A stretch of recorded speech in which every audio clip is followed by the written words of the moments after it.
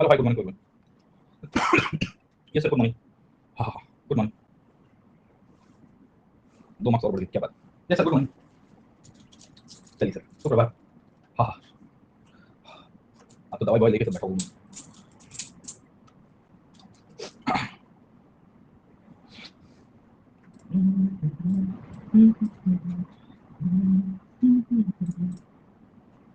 हाँ, 34 नंबर का है ना। हाँ, 34 है ना, 35 कहाँ गया। 33 से 35 बीच का 34 है, अब तो 34 है। हाँ, कहाँ गए दिवाकर भाई साहब। तो प्लानर तो 19-20 होता रहता है। ओके, प्लानर में तो सब चलता रहता है सर।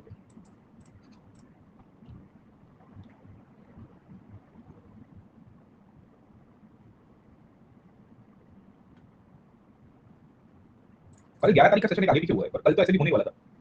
कल का सेशन सुबह ही करेंगे, वरना थोड़ा लेट करेंगे सुबह, है ना। कल आपको सुबह कितने बजे सेशन। कल सुबह 11 बजे के आसपास का कर देंगे सर। नहीं, 7 नहीं होगा यार, मैं लेट नाइट ट्रैवल कर रहा हूँ उसको भी। तो सुबह उठने में या विल सी की जहाँ जा रहा हूँ वहाँ से फिर लेक्चर लेने में थोड़ा 19-20 होगा, तो मैं सोच रहा हूँ कि सेटअप करते करते सर 11 बज जाएगा सर। 12 तारीख को सेशन नहीं होगा हमारा, 12-13 छुट्टी करेंगे, 12-13-14 मोस्ट प्रोबेबली 15 से शुरू करेंगे। शाम को नहीं होगा, कल सुबह ही होगा सेशन। तो आप रिकॉर्डेड देख लीजिएगा अगर जिनका क्लास हो रहा है ना। दो students whose classes might clash with other PS subjects, some other subject together, please watch the recording service, क्योंकि मेरा ये मानना है कि the show must go on।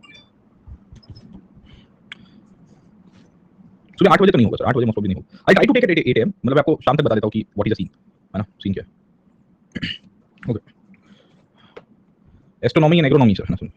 Astronomy were more of city officials and agronomy were the village और district officials.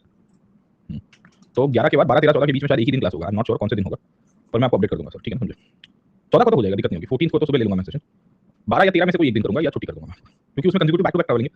तो मुझे पता नहीं मतलब मैं किस दिन इसमें कैसा क्लास ले पाऊंगा, पर आई ट्राई टू एडजस्ट। 15 से तो रेगुलर हो जाएगा, 15 से 14-15 से तो रेगुलर हो जाएगा सर। ऐसे भी आपके क्लास 20-21 तारीख तक है ना, बीच में एक दो दिन आगे पीछे करना, 19 से 20 तक, ऐसे 21 तक सेट किया है, पर 19 से 20 तक रखूंगा, मतलब तो भी 2 सेशन शिफ्ट करूंगा तो भी 20-21 हो जाएगा सर। ओके, चलिए सर। ओके, तो कल हम लोग शुंगा की बात कर रहे थे, we were discussing about the Shungas and within the Shunga dynasty we had discussed with respect to what had happened sir, ठीक है। तो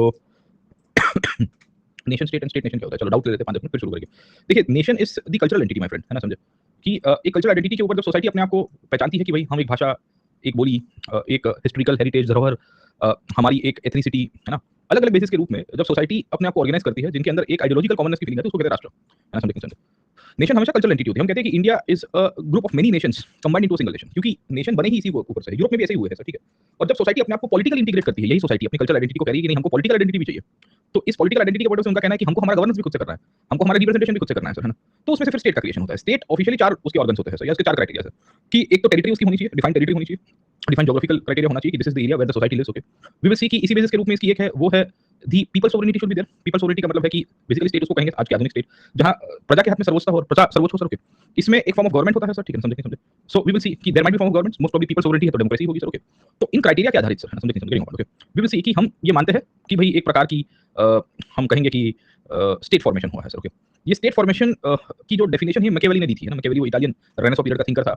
उसने इटली में जब रजवाड़ों के बीच में कॉन्फ्लिक्ट हो रही थी, तो वहां से उसने स्टेट फॉर्मेशन की बात बताई थी, जहां उसने बताया था कि स्टेट के 4 या 3-4 क्राइटेरिया होते हैं सर। ओके, तो कोई भी समाज जब अपने आप को राजकीय रूप से ये कह रहा है कि भाई हमको आइडेंटिफाई करना है, हम एक रिलीजन के ऊपर आइडेंटिफाई करना चाहते हैं, और वहां से हम अपने आप को कह रहे हैं कि हमको एक स्टेट बनाना है सर। ओके, तो nation might be based on the cultural part sir. Okay, हमेशा, और पूरे दुनिया के इतिहास में ऐसा रहा है कि जितने भी राष्ट्र बने हैं सर, समझे, वो सब सांस्कृतिक रूप से है सर। ओके, तो हम कहते हैं कि India still a nation in the making, क्योंकि we do not have common language, we do not have common we can say religion, we do not have common ethnicity, समझे समझे। Okay, but still we say that we are nation. उसके बावजूद भी हम कहते हैं कि हम एक राष्ट्र है सर। ओके, तो हमारा राष्ट्र का बेसिस क्या है, लीडरशिप है। हमारा राष्ट्र का बेसिस क्या है, इतिहास है।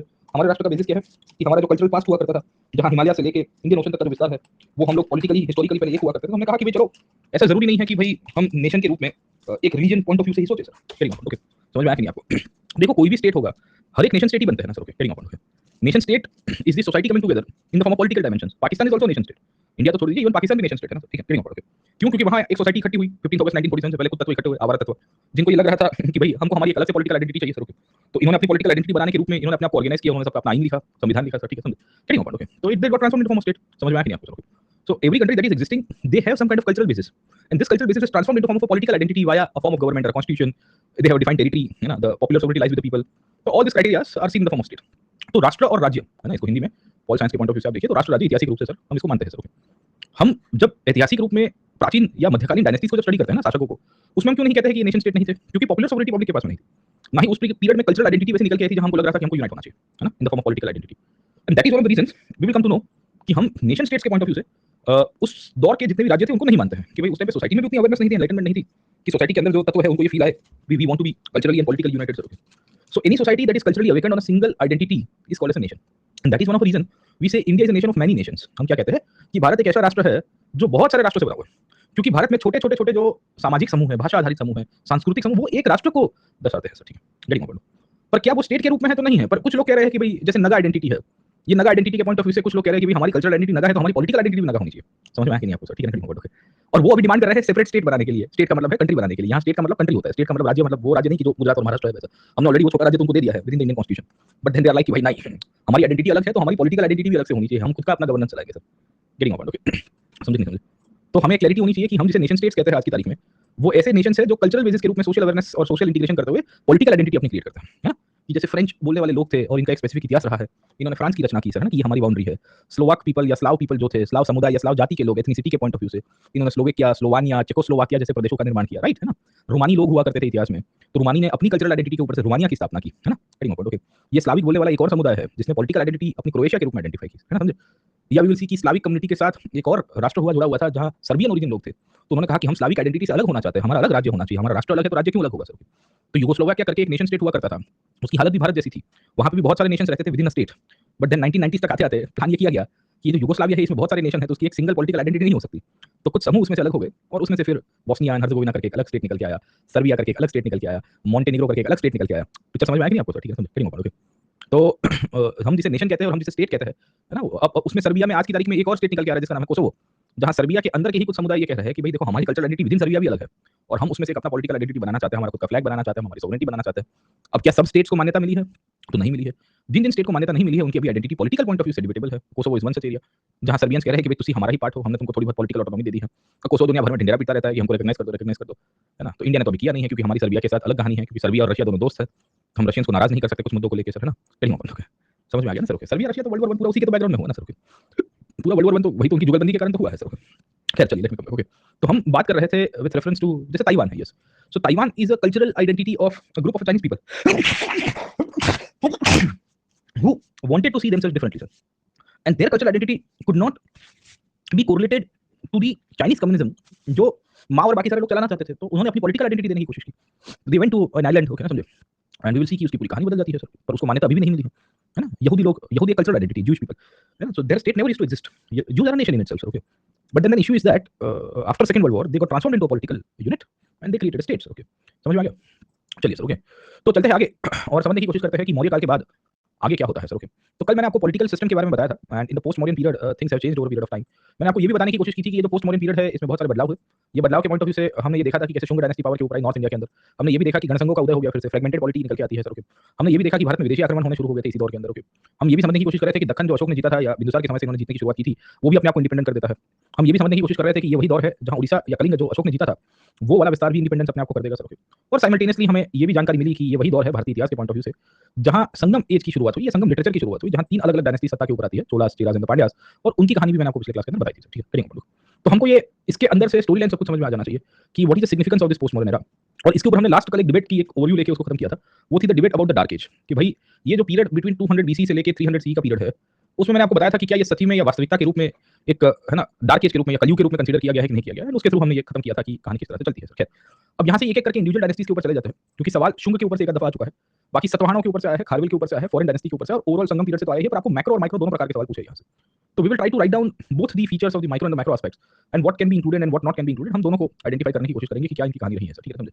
तो हम सबसे पहले बात कर रहे थे with respect to Shunga period, और शुंग के बारे में आपको जो सवाल आया है वो एक ही सवाल आया था जो अभी पिछले साल 2022 या 2021 के क्वेश्चन के अंदर आया था, और शुंगा को लेकर जो डिबेट चल रही थी वो डिबेट के ऊपर से सवाल आया कि ये एंटी बुद्धिस्ट डायनेस्टी थी कि नहीं थी sir. Okay, very important. So the question was based on the facts that the Shunga dynasty that came into the post modern period was an anti Buddhist dynasty. वो ब्राह्मणिकल रिएक्शन जो है वो continue रहा। मैंने आपको पिछले क्लास के अंदर बताया था कि what has been the consideration with respect to the brahmanical reaction and why the concept of brahmanical reaction comes into the picture sir. Okay, तो शुंग डायनेस्टी की कहानी है कि the Shunga dynasty came to power in 185 BC sir. It continued to rule up till 72 BC, so almost for a period of 112 to 113 years. Okay, समझे? ये शासन के ऊपर रहेंगे sir, and they will be continuing there base sir. Okay, और इनके बारे में हमारे पास बहुत सारे सोर्सेज अवेलेबल है जो हमको बताते हैं कि भाई इनकी परिस्थिति कैसी हुआ करती थी। ये परिस्थिति के अंतर्गत पतंजलि जो पुष्यमित्र शुंग के कंटेम्पररी हुआ करते थे वो भी हमको शुंग डायनेस्टी के बारे में बताएंगे, जिन्होंने इसी पीरियड के अंदर महाभाष्य लिखी थी सर। ओके, हमें देखने को मिलता है कि किताब Harshacharita is written by Banabhatta belonging to Harshavardhan period, but then we will see कि ironically Harshacharita mentions about the Shungas coming to power after the downfall of the Mauryas. Okay, we will see ki other books like Gargi Samhita is also mentioning about the conditions of the Shunga at that time. Getting open. Okay, and we will find ki the authors of the Gupta period like Kalidas will be writing about the Shungas, and they'll be writing about a love story of Agnimitra, who had fallen in love with a lady called as Malvika. And in this poetry, Kalidas also highlights the significance into the form of a book called as Malvika Agnimitra, love story poetry, जहां हमको ये पता चलता है कि क्या परिस्थिति हुआ करती थी. ठीक है, समझे. Simultaneously, there are archaeological sources also available with respect to Shungas. This archaeological sources included some kind of inscriptions. उसमें से prominent inscriptions के अंदर अगर आप देखोगे तो आपको अयोध्या inscription देखने को मिलेगा. ये अयोध्या inscription मूलतः से शुंग के एक मैं कहूंगा सबऑर्डिनेट शासक के द्वारा दिया गया है. पुष्यमित्र शुंग का धनदेव करके एक राजा हुआ करता था जो उनका सामंत था, और उसने पुष्यमित्र शुंग के बारे में बताया है कि what has been the political contribution of Pushyamitra Shunga. ठीक है, okay. And we will see कि there is a specific set of authors which has been mentioned by Buddhist literature where they blame the Shungas to be anti-Buddhist. In this Buddhist literature, the Divya Avdan, which was compiled in the later period, and simultaneously we will also see the literature by the 16th century Tibetan monk called as Tarnath, who had written about Bindusar, also mentions about the Shungas persecuting the Buddhist people at that time. So we have multiple sources. The archaeological sources also includes the architecture of that time, where good number of stupa architecture which was built in the Shunga period, and the temple architecture or the images that were found also corroborates to the understanding of the Shunga history. Very important. Okay. तो हमें ये पता होना चाहिए कि हम जब ये कहते हैं कि शुंग के बारे में हमारे पास कौन से सोर्सेस अवेलेबल हैं, तो एक से अधिक प्रकार के सोर्सेस हमको आज की तारीख के अंदर मिल जाते हैं. सर ठीक है, समझे. We find the book called as Gargi Samhita which was compiled with interaction with the Greeks as well. Mahabhashya Patanjali की, पतंजलि इनके कंटेम्पररी थे. अवदान साहित्य में भी इनकी मेंशन की गई है. मालविका अग्निमित्रम, हर्षचरिता, और इसको लेके काफी सारे डिस्कशंस भी हुआ है. इनफैक्ट इनको लेके एक डिबेट ये भी चल रही थी कि they were of the Iranian origin people, क्योंकि मित्र जो सूर्य देवता के साथ पूजे जाते हैं, इनको पूजने की प्रक्रिया में मानते थे. ऐसी भी कहानी हमको पता चलती है. सर ठीक है. And that is one of the reasons we will find कि काफी लोगों ने कहा कि ये बाहर से आए हुए लोग होंगे. दूसरे ऑथर्स खास करके केपी जायसवाल जैसे ऑथर्स जो हिंदू पॉलिटी नाम की इन्होंने बुक लिखी थी, वो कहते हैं कि they were basically Brahmin people, getting upon, okay, and they were the generals of the Mauryas, and we have got many instances of Brahmin officials in the form of political and military roles at that time, sir, okay. उनके साथ भी जोड़ने की कोशिश की गई है. खास करके Panini in his book talks about the Shungas in the form of the Bharadwaj Gotra, sir, getting upon, okay. तो पानिनी ने भी इनका मेंशन किया है. By the way Panini pre Shunga period से बिलोंग करते थे, but he has mentioned about a dynasty called Shunga eight that time, sir, getting upon, okay. अब सवाल ये आया कि वी विल सी की डिबेट है ना इसके ऊपर, आप समझिए कि mainly there is a debate, sir, getting upon, okay. अब आप इसमें कायस्थ के पॉइंट ऑफ से कायस्थ का भी ओरिजिन नहीं हुआ है, sir, okay. The reason is that कि Kayastha as a community emerged out of land grants that were gifted to the different class of people including officials, nobles and the local kings, okay. The Kayas was a scribing community जो लिखने का काम करती थी, और land grants लिखने का काम था ताम्रपत्र के ऊपर, और फिर बाकी सारे पेजेस के ऊपर. उसने पेज तो नहीं आया था पर लकड़ी के ऊपर या पाम लीफ के ऊपर या कपड़ों के ऊपर, सर, ओके. और उसमें जनरेशन बाय जनरेशन निकल के तब जाके कायस कम्युनिटी निकल गई, ठीक है. तो अर्ली मिडिवल पीरियड का खास है, सर, करेंगे ओके. समझे नहीं समझे, है ना. चलिए, तो लेट मी कम बैक, समझे नहीं समझे. हाँ, आप जो भी हो सर, कोई चिंता मत करो सर, यहाँ हम सब भारतीय है, सर. खैर चलो, तो हम बात कर रहे थे with reference to the Shunga, और हम आपको बता रहे थे कि शुंगा की कहानी क्या चली, सर, ठीक है. अब शुंगा के बारे में पॉलिटिकल हिस्ट्री के ऊपर तो आपको सवाल आया नहीं है, पर आपको जो इनका सिग्निफिकेंस है, सिग्निफिकेंस के पॉइंट ऑफ व्यू से थोड़ा पॉलिटिकल हिस्ट्री पता होना चाहिए. द रीजन इज दैट कि जब इनकी सिग्निफिकेंस को हम लोग समझते हैं तो हमें एक चीज समझ में आ रही है कि ये वो डायनेस्टी थी जिसने ग्रीक्स के सामने लड़ाई की थी. ग्रीक्स के सामने इसके लिए क्योंकि when India was getting invaded at the hands of the Greeks, okay, Ishwar Pushyamitra Shunga who had fought against the Greeks at that time, और ग्रीक्स के सामने लड़ाई करते हुए he was able to stop them over a period of time, sir, okay. तो मैंने बताया था कि Pushyamitra Shunga came to power after toppling the last Mauryan king Brihadratha, and the issue with respect to Brihadratha was that he was very weak at that time, and because he was very weak, so we will come to know कि there was a continuous conflict which was going on, and this Indo-Greek people who were staying in the northwest part of the country, they invaded India, and because they invaded India, it became very clear that the Guptas or the Mauryas will not be able to defend it out, and that is one of the reasons Pushyamitra Shunga, the general of the Mauryas, decided to topple his own king and capture power, very okay. तो हमें पहली कहानी तो यहाँ से समझ में आ रही है कि जब हम लोग शुंगास की देखते हैं तो ये कैसे पावर के ऊपर है, और उस पीरियड में एक राजा था डिमेट्रियस, ये डिमेट्रियस के साथ इनकी संघर्ष होगी, सर, ओके. तो पुष्यमित्र शुंगा को 4-5 चीजों के साथ हम लोग देखते हैं. तो एक तो मैंने आपको बताया इंस्क्रिप्शंस के साथ, अयोध्या इंस्क्रिप्शन है या विदिशा इंस्क्रिप्शन है, सर, ठीक है. और दूसरी कहानी उनको याद रखते हैं कि वो एक ऐसी स्टोरी जिसने यवनों के साथ लड़ाई की थी, and this war with the Yavanas has been mentioned into the book called as Gargi Samhita, जहां स्पेसिफिकली लिखी गई है कि भाई इनके साथ कैसे संघर्ष हुई थी. इनकी दूसरी मेंशन मालविका अग्निमित्रम के अंदर भी आपको देखने को मिलेगी, जहां शुंगास ने यवनों के साथ एक और बार लड़ाई की. इन दोनों के बेसिस के ऊपर से हमको ये जानकारी मिलती है कि ये जो संघर्ष था वो रियल था, सर, ओके. ये संघर्ष में इंडो ग्रीक से अलग-अलग प्रकार के शासक आए. So for the very first time we will see a king called as Demetrius enter towards India, and it was Pushyamitra who fought against them, sir, okay. Over period of time there was one more king called as Menander who had come to India. वही Menander जो मिलिंद बन जाता है gradually, and Menander will be fighting with a local king of the Shunga dynasty called as Vasumitra. Vasumitra was the grandson of Pushyamitra most probably, and we will see that he also fought against I would say the foreigners or the Yavanas, and over a period of time we will come to know कि ये जो शुंगा है इनकी political significance याद की जाती है कि देखो कि ये कितनी कल्चरल और हिस्टोरिकल पॉइंट ऑफ व्यू से शुंगा को हम लोग याद रखते हैं, सर, ठीक है, समझे. ये शुंगा डायनेस्टी के अंदर हमें जो दूसरी चीज पता होनी चाहिए, that is with respect to the Vidarbha and the Ashvamedha yagya that he conducted, sir, okay. तो स्टोरी ये चलती है कि Pushyamitra Shunga was the viceroy of Vidisha, sir, getting point, okay. And we will see कि विदिशा के बाजू में ही विदर्भ आया हुआ है. अगर आप देखिए सेंट्रल इंडिया के अंदर ये दोनों के दोनों, sir, getting point, okay. So the picture was very much clear that he wanted to establish his own power, sir, getting point, okay. Vidarbha के जो शासक थे Yajnasena, he was not ready, we will see कि to concede any kind of political rights to Pushyamitra Shunga, sir, getting okay. In fact, the king of Vidarbha was more related to Brihadratha at that time, sir, getting okay. And that is one of the reasons there was a continuous political tussle between the state of Vidarbha and Pushyamitra Shunga. So over a period of time we will see कि Pushyamitra Shunga decided to take over them, sir, getting okay. और हमें ये देखने को मिलता है कि पहली संघर्ष हुई. ये संघर्ष को हमें जानकारी मिली कि ये जो किताब है जिसका बेसिकली मैंने आपको बताया अयोध्या इंस्क्रिप्शन, ये अयोध्या इंस्क्रिप्शन के अंदर भी इसका मेंशन किया गया है sir, getting point. Okay, and within the Ayodhya inscription we will see that वहां जो विदर्भ के जो शासक थे उनको डिफीट करने के बाद पुष्यमित्र शुंग ने नॉर्थ इंडिया के ऊपर अपना डोमिनेशन एस्टैब्लिश किया, and we will come to know कि पुष्यमित्र शुंग जो है वो अश्वमेध यज्ञ करेंगे सर, है ना, गेटिंग पॉइंट। ओके, ये अश्वमेध यज्ञ को मूलतः से अयोध्या इंस्क्रिप्शन में भी लिखा हुआ है, और ये अश्वमेध यज्ञ के पॉइंट ऑफ व्यू से हमको मालवी का अग्निमित्रम के बारे में भी पता चलता है सर, ठीक है, गेटिंग पॉइंट। ये अश्वमेध यज्ञ का इंपॉर्टेंस ये था कि पुष्यमित्र शुंग ने उस पीरियड में जो यज्ञ किया उसमें पतंजलि को वी विल सी कि एक प्रीस्ट के रूप में अपॉइंट किया था, क्योंकि ब्राह्मण चाहिए होते हैं, आपको पता है कि वो प्रीस्ट के पॉइंट ऑफ व्यू से sir. Okay, so Patanjali in one of his we can say writings, Mahabhashya जब उन्होंने लिखा तो विद इन महाभाष्य उन्होंने एक शब्द लिखा है पुष्यमित्रम यजमाहे। पुष्यमित्रम यजमाहे का मतलब होता है कि पुष्यमित्र शुंग हमारे यजमान है, और ये दर्शा रहा है कि वी विल सी कि अश्वमेध यज्ञ का रिवाइवल हुआ है बहुत सालों के बाद, जो ग्रेजुअली मौर्यस ने बंद करवा दिया था, और अशोक इसको एंडलेस रिचुअल्स के रूप में मानता था, या none of the outcome rituals के रूप में मानता था। और अशोक के बाद वाले वी विल सी कि जितने भी शासक थे, इन सब के पॉइंट ऑफ व्यू से भी वी विल सी कि इन्होंने भी जो भी प्रकार की हॉर्स सैक्रिफाइस या अलग अलग प्रकार की सैक्रिफाइस थी वो नहीं मानी थी सर, गेटिंग पॉइंट। ओके, तो हम पुष्यमित्र शुंग के पॉलिटिकल हिस्ट्री के पॉइंट ऑफ से नहीं जाएंगे, पर पुष्यमित्र शुंग के ऊपर जो सबसे बड़ी डिबेट चलती रहती है वो यही चलती है कि दे वर एंटी बुद्धिस्ट, और इनको लेके एक सबसे बड़ी चर्चा यही बात के ऊपर चलती रहती है कि भाई इनके एंटी बुद्धिस्ट एटीट्यूड के कारण ये बदनाम हुए। और बेसिकली खास करके बुद्धिस्ट ऑथर्स अगर आप समझने की कोशिश करिए कि इनको आइडेंटिफाई करके बोलेंगे कि भाई देखो ये ब्राह्मणिकल रिवाइवल करवा रहे थे और इन्होंने बुद्धिज्म को परसिक्यूट किया, उनके मॉन्यूमेंट्स को तोड़ा, और बहुत सारी कहानियां आपको मिलेगी सर, ठीक है। अब what is the discussions and debate of Pushyamitra Shunga being anti Buddhist और Shunga dynasty being anti Buddhist dynasty sir, ठीक है। अब ऐसा क्यों निकल के आया था एंटी बुद्धिस्ट की कहानी सर, गेटिंग पॉइंट। ओके, तो एंटी बुद्धिस्ट की कहानी शुरू हुई है पहली बार जब बृहद्रथ को टॉपल किया गया, और बृहद्रथ को टॉपल किया गया तो कहा गया कि there is a consideration of brahmanical revival. Secondly, the Ashvamedha yagya that were carried out which was not seen in the earlier era that also said some kind of Brahminical revival.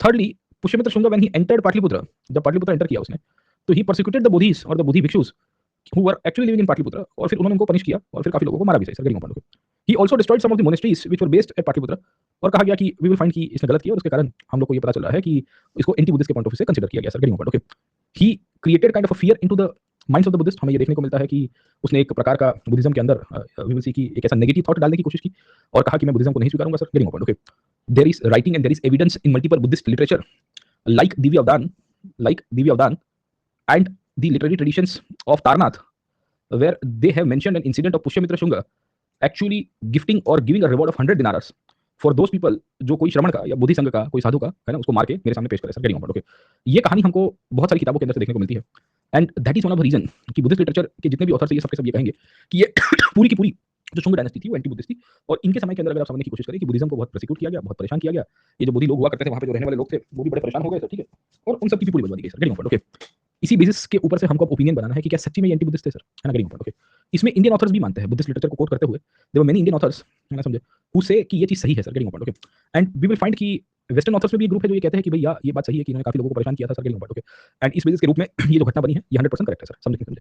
अब सवाल ये आया था कि जब हम लोग सेकंड स्टाइल को, ये इसके सेकंड ओपिनियन को देखने की कोशिश करते हैं और पुष्यमित्र शुंग को समझने की कोशिश करते हैं, तो हमें ये पता चलता है कि हाँ उसने कार्य किया है, उसने सांची का स्तूप डिस्ट्रॉय कर दिया, उसने पाटलिपुत्र में बोधि संघ को डैमेज किया, उसने वी विल सी कि ये मोनेस्ट्री को तोड़ दी पाटलिपुत्र के अंदर सर, है ना। So there is evidence for that, ऐसा नहीं है कि एविडेंस नहीं है sir, getting point. But in the contemporary era जब हम लोग ये समझते हैं और थोड़ा बैकग्राउंड में जाने की कोशिश करेंगे कि why Pushyamitra Shunga did that, तो कुछ ऑथर्स का ये मानना है कि पुष्यमित्र शुंग ने खास करके पाटलिपुत्र के अंदर बोधि संघों को या सांची के अंदर बोधि मठों को डैमेज किया, उसके पीछे का कारण है बोधि भिक्षु। और जब भारत के ऊपर विदेशी आक्रमण हो रहा था तो there is a group of bhikshus who were part of the Bodhi Sangh who actually supported the foreign invasions at that time in the view of them joining the Bodhi Sangh।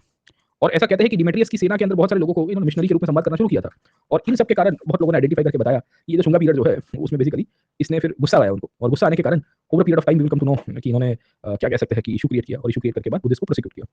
ऊपर से पुष्यमित्र शुंग ने एंटी बुद्धिज्म की जो अपनाया है उसमें एक दो इंस्टेंसेस को छोड़ के there was no other instances where Pushyamitra Shunga had taken this kind of extreme steps towards we can say Buddhism. Majority of the Buddhist authors highlight this particular selective case about Pushyamitra Shunga being anti-Buddhist. But when we see the next Shunga king called as Agnimitra Shunga, it is said that he repaired the Sanchi stupa. It is also said that he erected new stupas as well. And during his time, a stupa at Barhot was also established. Getting open. This shows that Pushyamitra Shunga and his descendants were not anti-Buddhist in such a nature. Getting open. Okay. It is the Buddhist authors who see this part as an anti-Buddhist period, and they highlight that they were kind of a Brahminical revival, or militant Brahminism came into the picture. But in reality, it is said that the Sanchi stupa was repaired, and the stupa at Barhot and the art forms at Barhot that can be seen actually corroborates to the fact that Agnimitra had contributed to the creation of new stupa. Had it been a militant Brahminical reaction by Agnimitra or Pushyamitra or any other Shunga dynasty, Buddhism would have been wiped out from the regions of Patliputra to central India, even up to the northern India. Sir, getting over. Okay. The fundamental reason is that there were certain immediate and circumstantial reasons that could have compiled or that could have forced Pushyamitra Shunga to take a stand and prosecute the Buddhists. Sir, getting over. Okay. This included the Bodhi Sangha of the northern India and the northwest India helping the Greeks in lieu of them joining the Bodhi Sangha was one of the reasons, and Pushyamitra Shunga would have got angry and he would have, we will see, prosecuted Buddhists. Sir, getting over. Okay. In fact, this is a period where the Buddhism is seen a revival. This is also a period where we will see new monuments are being created. This is a period where we will also find that the stupa building continues. New addition to the existing stupa is also taking place. and how can we say and how can we expect the fact that this dynasty was anti-Buddhist, है ना? तो हम इसके through conclude करेंगे कि भाई इनकी कला और इनकी जो राजकीय परिस्थिति को ध्यान में रखते हुए जब ओवरऑल सिनेरियो को देखते हैं तो हमें ये पता चल रहा है कि इनके ऊपर आरोप लगा है कि एंटी बुद्धिस्ट है सर, ट्रेडिंग कंपाउंड। तो इन्होंने विदर्भ के ऊपर जब डोमिनेशन एस्टैब्लिश किया, इन्होंने हॉर्स सैक्रिफाइस की, और सैक्रिफाइस करने के बाद ओवर पीरियड ऑफ टाइम हमें देखने को मिलता है कि बहुत सारी कहानी इधर उधर की देखने को मिलती है, और काफी लोगों ने और ऑथर्स ने बताया कि because they were the stalls follower of Brahmanism, they were prosecutor of the Buddhism and the Buddhist stupa और the stupa at Sanchi had been destroyed by Pushyamitra Shunga in Divya Avadana. There was a monastery at Pataliputra sir, ना, कुकुटरामन करके एक जगह हुआ करती थी, वो भी टूटी गई है सर, है ना, okay. Pushyamitra declared that he wants to have a head of Shramana, है ना, बुद्धिस्ट श्रमणा, और उसने कहा I will give you 100 dinars who can bring me out sir, okay, मैं एक 100 दिनार दूंगा सर, है ना, जो सर काट के लेके आएगा मेरे लिए sir, okay. And we will find that is one of the reasons ये कहा गया कि भाई पुष्यमित्र शुंगा एंटी बुद्धिस्ट है। But then V S Smith, N Ghosh, सबने अपने अपने प्रकार से ओपिनियन दिए। ये ओपिनियन के पॉइंट ऑफ व्यू से जब हमने और स्टडी किया, when we studied the further aspect, we come to know about the Buddhist remains at Bharhut which were built in the Shunga period. There is a term called Shungam raja had built it. ये शुंगम राजे अग्निमित्र भी हो सकता है, ये शुंगम राजे कोई और भी हो सकता है सर, ओके। ये दर्शाता है कि they were not intolerant dynasty sir, समझे। So the reality is that some monks might have suffered some kind of persecution. There was no common persecution of the Buddhist communities at that time, sir, okay. The Buddhist monks had isolated themselves from Patliputra and the political conditions. There is evidence of them pleading their allegiance to the Greeks and the foreign invaders, and that is one of the reasons Pushyamitra Shunga might have taken some kind of correction against them और इसके काम को punish किया sir, okay. तो ये जो general persecution की जो स्टोरी है ना सर, ओके, ये जनरल परसिक्यूशन की स्टोरी को आज की तारीख के अंदर हम नकारते हैं। ये शुंग डायनेस्टी के अंदर एक और डिबेट चलती रहती है, वो है कि इसने उड़ीसा के साथ लड़ाई की और खारवेल के ऊपर आक्रमण किया, but in fact there is no clear cut evidence कि क्या सच्ची में ये राजा खारवेल ही था जिसने मगध के ऊपर आक्रमण करके ये शुंगों को डिफीट करने की कोशिश की थी। और इस तरह से शुंग डायनेस्टी के अंदर हमको ये कहानी पता होनी चाहिए कि दो इंपॉर्टेंट ऑफिशियल्स के द्वारा या दो इंपॉर्टेंट व्यक्तियों के द्वारा शुंग डायनेस्टी को हम देखते हैं, एक पुष्यमित्र के थ्रू और दूसरा वी विल सी कि उसके जो संतान हुआ करते थे अग्निमित्र के थ्रू सर, ओके। तो वी कम टू नो कि इनकी पॉलिटिकल हिस्ट्री क्या है। ये पॉलिटिकल हिस्ट्री में अग्निमित्र के साथ आपको मैंने बताया कि Agnimitra has been mentioned into Kalidas book called as Malavika Agnimitram, and within the archaeological sources we come to know कि Agnimitra was quite tolerant towards Buddhism. He had built new stupas, he had repaired the existing stupa at Sanchi which was destroyed as well. All these things actually highlights the part that the Shunga period was not anti-Buddhist, है ना। तो ये जो सवाल आ रहा था ना कि भाई शुंगा पीरियड एंटी-बुद्धिस्ट था, गलत हो गया, ठीक है ना, तो आपको जो सवाल और डिबेट यहाँ से पूछा गया था कि discuss the fact that the Shunga period, है ना, वाज एंटी-बुद्धिस्ट और नॉट सर, ओके। तो हम ये कहते हैं कि the development of art and architecture during the Shunga period belies the fact that they were anti Buddhist, है ना। अभी मैं आता हूं उसके ऊपर फैक्चुअल डेटा क्या करेंगे। पर Shunga dynasty continue to survive even after Agnimitra. There were many kings who continue to fight against the Indo Greeks and the foreign invaders that were taking place, okay. In fact Shunga की पॉलिटिकल सिग्निफिकेंस के point of view से हम ये मानते हैं कि it was one such dynasty that repelled the foreign invasions at that time when India was going through a political crisis and number of foreign invasions were taking place. It was the Shunga who safeguarded the territory of India against the foreign rulers. The Indo-Greeks, who were quite powerful at that time and they had the audacity of reaching up till Mathura and Patliputra, they were the ones, the Shunga were the ones who stopped them out into the borders and restricted them to a particular zone. Based on this political comprehension of the Shungas, we can also see that it cannot be considered as a dark period of Indian history. ये जो debate चल रही थी ना sir, okay, तो हम ये भी कहते हैं कि भाई इनकी हिस्टोरिकल सिग्निफिकेंस इतनी बड़ी है, इन्होंने विदेशियों को रोका है, तो इस दौर को भी हम डार्क एज के रूप में नहीं कहते, क्योंकि डार्क एज के बीच में डिबेट ये भी चल रही थी कि भाई भारत में विदेशी आक्रमण हुआ, तो विदेशी आक्रमण जो है it's an example of dark age sir, okay. तो हमको ये भी देखने को मिलता है घुमा फिरा के यही स्टोरी आपको मिलेगी सर, ओके, समझे। शुंगा में कंटिन्यूअसली फिर एक के बाद एक राजा आते रहे सर, है ना, क्योंकि it was a very long ruling dynasty, so they ruled from 185 BC to up till 72 BC, and in between whenever the Indo Greeks used to come towards India, it was the Shungas who stop them out कि भाई तुमको बाहर की border में रहने का, ज्यादा से ज्यादा मथुरा तक इंडो-ग्रीक्स आने की कोशिश करेंगे, पर उससे ज्यादा तो आ ही नहीं पाए सर, ओके। और पूरा नॉर्थ इंडिया का जो कंसोलिडेशन है वो मूलतः से शुंगा ने किया, and the Shunga also made them realized that the foreign invasions won't work with respect to India, and that is one of the reasons कि because of the consecutive foreign invasions the Indo-Greeks drained of their power towards India and they stopped the invasions over a period of time and they started going for diplomacy because they realized the fact that it is futile to fight against the Shunga force, and that is one of the reasons कि in the initial time the Indo-Greeks had fought against the Shungas. In the later time they started sending diplomats and ambassadors, and within the later times we'll see an ambassador called as Heliodorus came into the court of the Shungas. अब ये जो है ना foreign context in the post modern period, उसमें आप इसको coat कर सकते हो। The term foreign context in the post modern period sir, है ना, फॉरेन कॉन्टेक्स्ट का मतलब क्या है कि जो मौर्य काल के बाद वाला जो काल है सर, ठीक है, उसमें विदेशी आक्रमण बहुत होने शुरू हुए थे सर, ठीक है। ये विदेशी आक्रमणों के पॉइंट ऑफ व्यू से we will come to know कि जो फॉरेन एरियाज के साथ हमारे रिलेशंस कैसे बनते हैं वो आपको मिलेंगे। तो पहले कंटिन्यूअस इन्वेजन्स हुए but somehow they were not successful, so the Indo Greeks started sending the ambassadors to the court of the Shungas. So somewhere in the 2nd century BC when the transition was taking place, there was a king called as Bhagwat in the Shunga dynasty, इसको भागभद्र भी कहते हैं, and within the court of the king Bhagwat or Bhagvadra an ambassador called as Heliodorus came into the picture. So when Heliodorus came, Heliodorus was writing about them. He mentioned about a capital called as Vidisha because the Shungas used to rule from a place called as Vidisha in Madhya Pradesh, क्योंकि वहाँ के ये governor भी हुआ करते थे। उन्होंने मैंने बताया था कल के क्लास के अंदर कि पाटलिपुत्र और विदिशा दोनों को चलाया था।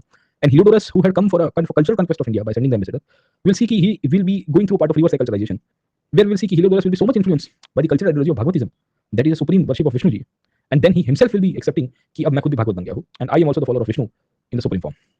And to commemorate this part, Heliodorus actually created a pillar which is called as the Besnagar pillar, and within the Besnagar pillar he also inscribed this inscription about what this pillar all about and what was the significance, why this pillar had a symbol of Garuda on top of it, sir, okay.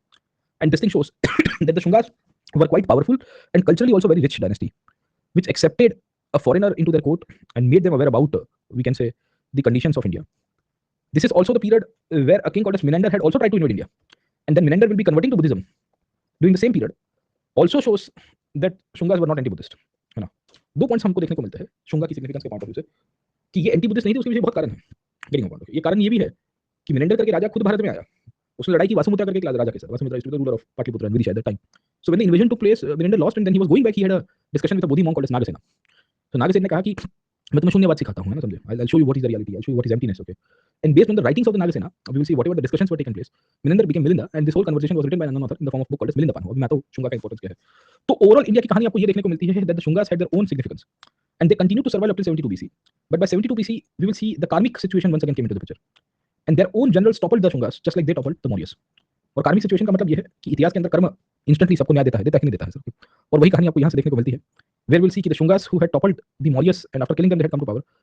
The Shungas were toppled by their own ministers called as the Kanava dynasty or the Kanavas, where a Brahmin minister called as Vasudev Kanava, actually toppled the throne of the last Shunga king and establishing a new dynasty. In fact, Kanav's coming to power also shows this part कि it was not an example of militant Brahminism of that era. Kanva dynasty सत्ता के ऊपर आई या कणवा dynasty सत्ता के ऊपर आई, देवभूति को मार के, Devabhuti was the last Shunga king. ये भी दर्शाता है कि शुंग डायनेस्टी जो है एक प्रकार की एंटी बुद्धिस्ट या प्रो ब्राह्मणिज्म या प्रो मिलिटेंट ब्राह्मणिज्म नहीं थी, क्योंकि ये जो मार्क्सिस्ट ऑथर्स और वेस्टर्न ऑथर्स हैं ये बहुत लिखते हैं कि मिलिटेंट ब्राह्मणिज्म का रिवाइवल किया। तो जो डायनेस्टी मिलिटेंट ब्राह्मणिज्म का रिवाइवल करती है उसको दूसरी ब्राह्मण डायनेस्टी की टॉपर करेगी, तो उसको तो मजा आएगी, बोले अपना भाई रूल कर रहा है। गेटिंग पॉइंट, ओके, समझे नहीं समझे? So if one Brahmin ruler is ruling, why the other Brahmin ruler is actually toppling them? So reality is that कि the Shungas had their own importance, okay, and based on the understanding of the Shungas importance और the significance, they had a political significance. Within the political significance, we can say this part कि they once again created a strong stable state in a period where so much of anarchy and chaos was going on, है ना, कि ये वो दौर था जहाँ anarchy और chaos था।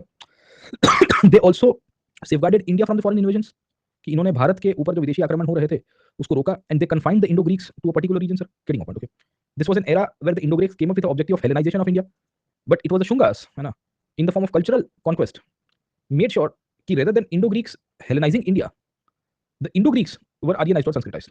Getting my point, okay? Sanskritized का मतलब यह है कि they started accepting Indian culture, Indian identity, Indian names, Indian way of life, and then here you can give the example of Heliodorus, you can give the example of Menander becoming Milinda as well, sir. Getting my point, okay? The cultural significance also highlights the fact that a king should not be portraying himself as weak, and that is one of the reasons the Ashwamedh Yagya highlighted the political and cultural revival of the monarchy in India. Getting my point? Monarchy in India का मतलब क्या है कि भाई राजा ऐसा होना चाहिए कि जो कहीं ना कहीं इनफैक्ट है ना, जो सिस्टम को है और सांस्कृतिक रूप से जो परंपरा है, रीति रिवाज है, उसको चलाए और उसको उसके थ्रू पावर को एक्सर्ट करे। आप देखिए भारत सरकार में ये मंत्री जी और नेताजी जो होते हैं ये अलग अलग प्रकार के यज्ञ क्यों करवाते हैं आज की तारीख में? यज्ञ का मतलब है public meetings, not to reassert themself, to establish themself, है ना, बड़े बड़े स्टेडियम्स में बड़े बड़े प्रकार की, है ना, जनमेदनी इकट्ठी करी जाएगी पब्लिक मैदानों के ऊपर, क्यों? है ना, तो ये एक प्रकार का अश्वमेध है, ये एक प्रकार का राजसूय यज्ञ है सर, ठीक है, बताने के लिए सर, ओके, बसे भर भर के 200-500 रुपए देके फूड पैकेट देके बंदों को लाया जाता है, बोला सबको बुलाओ किधर किधर से भी सर, ठीक है, ओके। तो ये राजसूय यज्ञ है, आज का मॉडर्न राजसूय यज्ञ है sir, okay. And when we see the art forms and the architecture of Shunga, we also come to know that there was a significant development of Buddhist architecture. There was a significant development in the Hindu architecture in the Shunga period, sir. Getting on, okay. All of this identifies that it placed a very important era, or it is seen as a very important era in Indian history, sir. Getting on, okay. तो आपको इनकी कहानी समझ में आ जानी चाहिए in the form of political significance, in the form of cultural significance, and with respect to Heliodorus और बाकी सारी की जो कहानी है वो आपको पिक्चर क्लियर हो जाना चाहिए कि क्या है सर, ठीक है, समझे। इनफैक्ट इनकी कल्चरल सिग्निफिकेंस में ये जो कल्चरल रिवाइवल था उसमें संस्कृत लैंग्वेज का रिवाइवल भी आप लिख सकते हो सर, ठीक है ना, समझे, क्योंकि during this era when the inscriptions and the literature was compiled, it was compiled into Sanskrit language. So Shunga period also signifies the fact कि Sanskrit which went into kind of oblivion during the Mauryan period, क्योंकि प्राकृत ब्राह्मी का mixture था और Sanskrit literature का development ज्यादा नहीं हुआ मौर्य काल में, वो फिर से निकल गया। इसमें पतंजलि की महाभाष्य सबसे मेन है सर, ठीक है, जो इस पीरियड की कंडीशंस को दर्शाती है। एंड लेटर पीरियड में मालवी कालिदास जो कालिदास ने लिखी गुप्ता पीरियड में, या बाण भट्ट जो हर्षचरिता लिखते हैं वो भी संस्कृत में इनको आइडेंटिफाई करने की कोशिश करेंगे सर, समझे। आर्किटेक्चर में सांची भरत के ऊपर तो मैं अलग से आता हूं, करेंगे पॉइंट, ओके। हमें ये भी पता चल रहा है कि हिंदू आर्किटेक्चर में टेंपल्स बनने भी शुरू हुए थे इस पीरियड में, और ये जो हिलियोडोरस का पूरा जो प्रक्रिया था, जहां हिलियोडोरस ने जो गरुड़ पिलर की स्थापना की थी, वेशनगर इंस्क्रिप्शन की स्थापना की थी, it was under a premises of a temple which was there, है ना। So they revived the practice of Brahmanism, along with that they also revived और they popularised the concept of, we can say, Vishnu worship और Bhagavata worship, sir. करेंगे point, okay. Hellenisation का मतलब है कि the Greeks came up with the objective of cultural conquest of India because this is what Alexander had thought about, ना। Alexander ने भी cultural conquest करने ही आया था सर, करेंगे point, but somehow Alexander was not successful in that. So when the next dynasty of the Indo Greeks came towards India, क्योंकि Indo Greeks थे कौन, मूल तो अलेक्जेंडर की भांजे थे। अलेक्जेंडर इनको छोड़ के गया था, मैंने बताया था सिकंदर ने टाउन्स बनाए थे बहुत अलग अलग प्रकार के, और ये टाउन्स बनाए थे तो इसके कारण वी विल सी जो जब गया था उसने मिलिट्री कैंटोनमेंट्स और सेटलमेंट्स बनाए थे। ये मिलिट्री कैंटोनमेंट्स और सेटलमेंट्स रहने वाले जो लोग हैं वही तो लोग हैं ना sir, they are the same people sir, करेंगे पॉइंट, ओके। तो इसके कारण this Indo Greeks always expired to continue the objective of Alexander, क्योंकि अलेक्जेंडर यही करने के लिए आया था, समझ में आया कि नहीं आपको सर, करेंगे पॉइंट, ओके। तो हम जब इनको मानते हैं और इनको देखते हैं, ये हेलेनाइजेशन को रोकने वाली फोर्स थी सर, समझ में आया कि नहीं, है ना, समझे। तो हमको कहानी समझ में आ जानी चाहिए और इनकी हिलियोडोरस की सिग्निफिकेंस आपको पता होनी चाहिए सर, है ना, समझे। तो ये वो स्तंभ था जहां गरुड़ की आकृति मिलती है पिलर आर्किटेक्चर के रूप में sir, okay. But then issue is that कि ये पिलर के ऊपर का गरुड़ टूट गया है सर, है ना, समझे। So this column is locally called Khamb Baba, यहां सुप्रिया ने लिखा है सर, ठीक है ना, समझे, it is called Khamb Baba sir, करेंगे point, okay. So the locals used to call Khamb Baba, it includes the Brahmi characters, Prakrit language, We also come to know about the Sanskrit language as well, sir, ठीक है, later period के अंदर. It was issued in honor of Vasudeva or Vishnu, sir, getting open by a Heliodorus, a Greek habitant of Taxila, who had come to the court of Bhagavat or Bhagabhadra, the king of central India, as an ambassador from Entelasidas, an Indo-Bactrian king of Punjab, in northwest में थे, sir, ठीक है. Heliodorus had evidently adopted Hinduism as he styled himself as Bhagavata. This approximately the date of the column is 150 before Christ, मतलब 150 BC के आसपास का ये column को मानते हैं हम, समझे. So this is the plaque of the column जिसके अंदर हमें जानकारी मिलती है. इसमें ज्यादातर संस्कृत का भी, मतलब पीछे की कुछ लाइन संस्कृत की भी है, इसमें प्राकृत ब्राह्मी का मेन आपको मिलता है. एंड वी विल सी कि इसके थ्रू शुंगास ने अपने आपको बताया है कि भाई देखिए, हमने ग्रीक्स के साथ लड़ाई ना करते हुए या ग्रीक्स के पॉइंट ऑफ व्यू से हमने उनको रोका, हेलेनाइजेशन ऑफ इंडिया को रोका, हमने ब्राह्मणिकल रिवाइवल का रीअसर्टेंस किया, हमने सेरेमनीज को रिवाइव किया, हमने अश्वमेध यज्ञ करवाया, sir, getting point. Okay, Patanjali खुद वहां पे लिखते भी, और पतंजलि खुद वहां पे वी विल सी कि यज्ञ के अंदर पार्टिसिपेट भी करेंगे, sir, getting point. Okay, so all this things actually highlights the fact as well, है ना. ये जो खंभ बाबा ये मंदिर के प्रीमाइसेस में था, तो इस पीरियड में टेंपल बनने शुरू हुए थे. खैर ये टेंपल्स के हमारे पास एविडेंसेस थोड़े कम है, there is lesser of evidences of the temples that can be seen in this era, but yes there were temples in the form of architecture that were built, sir, ठीक है. But the Shungas came to an end in 72 BC where we will see कि Vasudeva Kanva will be killing out and the last king Devabhuti, उसको मार के हर्षचरिता ने ये लिखा हुआ है कि कैसे शुंगा डायनेस्टी डिक्लाइन में चली गई, sir, getting point. Okay, over period of time पूरी जो कहानी खत्म होती है, सर. ओके, अब आप देखिए कि शुंगा की आर्ट फॉर्म्स अलग से आपको पूछी गई है, और आर्ट फॉर्म के ऊपर से पॉलिटिकल डिबेट उसमें बताई है कि भाई the development of art and architecture in the Shunga period belies the fact कि दे वर एंटी बुद्धिस्ट. समझ में आया कि नहीं आपको? So political issues are connected to the art forms कि भाई आपको, क्योंकि कला क्या है कि it's a reflection of society, it is an expression of the socio cultural conditions and political conditions of the era, है ना. रियलिटी यही है, कला मूलतः से यही होता है, सर, गेटिंग पॉइंट. ओके, तो हमें लिखना है इंट्रोडक्शन में कि based on the literary evidences of the Greek author, sorry, the Buddhist authors and books like Divya अवदान और Tibetan author Taranath heavily criticizes the Shunga dynasty as anti-Buddhist because Pushyamitra Shunga had a revival of Brahminical practices and simultaneously the destroying of Sanchi Stupa, the persecution of the Bodhi Sangha at Patliputra and other literary traditions categorize them as anti-Buddhist dynasty. But based on the study of art and architecture of the Shunga period, precisely the actions taken by Agnimitra or even Pushyamitra Shunga and the architecture development at Sanchi and Barhot signifies that they were not anti-Buddhist. The reason can be categorized in टक टक टक टक टक टक टक करके आपके सब फिर पॉइंट्स आने चाहिए, क्योंकि आप देखिए ये 15 मार्क का सवाल है, सर. ये 15 मार्क के सवाल में आपने 3-4 मार्क का इंट्रोडक्शन लिख दिया, सर, समझ. तो हमें पता होना चाहिए कि आगे की जो कहानी है उसको कैसे आप कैटेगराइज करके लिखने की शुरुआत करेंगे, सर, समझे. तो शुंग की सिग्निफिकेंस मैंने आपको बता दिया है कि भाई इनके समय पे संस्कृत लैंग्वेज का ग्रोथ हुआ, इनके पीरियड में मनुस्मृति बन के आई, इनके पीरियड में रामायण महाभारत की पॉपुलरिटी होती है. Compilation finally we will see कि जो होता है वो मेनली क्या कह सकते हैं कि गुप्ता पीरियड में होता है, पर होने की शुरुआत हुई थी. Patanjali was a contemporary, sir, ठीक है. इन्होंने ग्रीक्स के सामने भारत को बचाया, हेलेनाइजेशन को रोका, सर, ठीक है, समझे. तो खास करके बहुत सारे इंडियन ऑथर्स लिखते हैं कि India would have been Hellenised at that time, sir, getting point. Okay, तो इनके समय पे ही ब्राह्मणों को प्रेफरेंस भी दिया गया, अलग-अलग प्रकार की भगवतिज्म की प्रैक्टिस शुरू हुई. उनके पीरियड में जो आर्ट फॉर्म है, ये आर्ट फॉर्म एक नए दौर को दर्शाते हैं, सर, ठीक है. अब ये क्या दर्शाते हैं? तो खास करके अशोक के समय पे बहुत सारे स्तूप बने थे. अशोक ने 84,000 स्तूप बनाए थे, उसमें भरत में भी स्तूप था. शुंगास ने भरत के स्तूप को नए तरह से रीएस्टैब्लिश किया, नए स्तूप की स्थापना भी की. इनफैक्ट वो स्तूप के डिजाइन के अंदर भी बदलाव किया. कैसे बदलाव किया? तो वुडन की रेलिंग्स हुआ करती थी पहले, मैंने बताया था मौर्य में बहुत सारा वुडन स्टोन का मिक्सचर था, सर, ठीक है. अब यहाँ हमको देखने को मिलता है कि इन्होंने स्टोन आर्किटेक्चर का यूज करने की शुरुआत की, sir. Okay, so we will find कि इस दौर के अंदर there is evidences of the railings of the stupa was done in the Shunga period, sir, है ना, समझिए. There was a community of ivory workers, हाथी दांत के ऊपर काम करने वाले, जिन्होंने सांची के गेट्स बनाए. खैर ये गेट्स वी विल सी कि सतवाहनों के समय से ज्यादा बनते हैं, बट बनने की शुरुआत हो जाएगी. इनके कार्यकाल के समय पे बुद्धिस्ट आर्किटेक्चर का भी ग्रोथ हुआ, और इनके कार्यकाल के अंदर हिंदू आर्किटेक्चर का भी ग्रोथ होता है, सर, गेटिंग पॉइंट. ओके, तो वी कम टू नो कि there is evidences of Buddhism and there is evidences of we can say Hinduism both getting popular in the Shunga period, sir. Okay, had it been a persecution of the Buddhist, मैंने आपको पहले भी कहा, तो Buddhism would have been wiped out in India, but in the Shunga period Buddhism became more popular. And we will come to know कि contemporary to that even the Ajanta caves were founded in that period by the Satavahanas, no doubt. Satavahanas were contemporary of Shunga, क्योंकि time and space में देखोगे ऊपर शुंगा थे, दक्कन में सातवाहन थे, है ना. आपको ये भज करके गुफाएं देखने को मिलेगी, भज केव्स आर नियर पुणे, है ना, समझे. वो भी विल सी कि शुंगा पीरियड के अंदर भी बन के आया, सर, ओके. फिर नासिक में आपको छोटे-मोटे केव आर्किटेक्चर बनने की शुरुआत. तो ये दर्शा रहा है कि भाई इनके पीरियड में बुद्धिज्म का काफी ग्रोथ हो रहा है, सर, ठीक है, समझे. तो we come to know about the stupas and the temples were being built. Okay, in fact the Bharhut and the Sanchi architecture flourished in the Shunga period. Flourish का मतलब ये है कि हमें देखने को मिलता है कि जातक कथाओं के आधारित, है ना, समझे. वी विल सी कि वहां पे आर्ट फॉर्म्स को ऐड किया गया, सर, है ना. और जातक कथाएं बड़ी कॉम्प्लिकेटेड स्टोरी हुआ करती थी. मैंने आपको बताया कि जो बुद्ध के जीवन के साथ जुड़ी हुई थी, उनको आर्ट फॉर्म में लेके आने वाले शुंगा थे, इनके कारीगर थे. खास करके विदिशा के जो आइवरी वर्कर्स हैं ना, विदिशा में रहने वाले, विदिशा इज दी बेसनगर, ये सांची वाला रीजन, सर, ठीक है, जहां इनका कैपिटल भी हुआ करता था. तो ये सब चीजें दर्शा रही है कि इन्होंने बुद्धिज्म को बहुत भर-भर के पैटर्न दिया है, और ये दर्शाता है कि एंटी बुद्धिस्ट नहीं थे, सर. ओके, इनफैक्ट इनके आर्ट फॉर्म्स की खासियत ये थी कि they also used to highlight the contemporary conditions of era. So in Bharhut and the Sanchi stupa we will see कि even common man's life is being depicted and mundane way of life, है ना, जो daily काम करना है ना, सब्जी लेने जाना, दूध लेने जाना, सर, ठीक है, समझ गए, घर का पानी भरना, सर. ओके, ऐसी छोटी-छोटी एक्टिविटीज को भी दर्शाया है. मतलब मुंडेन वर्ल्ड का मतलब है आज का मुंडेन वर्ल्ड, तब भी ऐसा ही होता होगा. कॉमन मैन क्या करता है, बेचारा कोसता रहता है, बोले आज सब्जी वाला नहीं आया, सर, है ना, आज पानी नहीं छोड़ा कॉर्पोरेशन ने, सर. ओके, है ना, आज कचरा गाड़ी आई पर बड़ी लेट आई, सर, ठीक है, समझे, गाना नहीं गा पाया मैं, सर, समझ में आया कि नहीं आपको. तो ये सब चीजें दर्शा रहा है कि the Shunga art was most inclusive in nature. Inclusivity includes because they did not focus on a sectarian system of art forms where only singular art form is promoted. So they promoted Buddhist art, they promoted Hindu art, they also promoted the common man's life as well, sir. Getting about, okay. And that is one of the reasons that the organized activity of common man which is not seen, or the condition of common man which is not seen, is found in the art forms in the Shunga period. समझ में आया कि नहीं आपको, sir? Getting about, okay. तो हम इसको basically समझने की कोशिश करते हैं और कहते हैं कि भाई देखो, यहाँ जो सीन्स डिपिक्ट किए गए हैं, यहाँ जो प्रकार की कल्चरल आइडेंटिटी दर्शाने की कोशिश की है, रिफ्लेक्शंस के रूप में बहुत सिग्निफिकेंटली अलग है, सर. ओके, और सांची तो इस पीरियड में सबसे बड़ा सेंटर के रूप में निकल के आया था. अगर पुष्यमित्र एंटी बुद्धिस्ट होता तो सांची को छोटा मोटा बख्श भी क्यों दिया उसने, सर, है ना, समझिए. Would have destroyed it completely.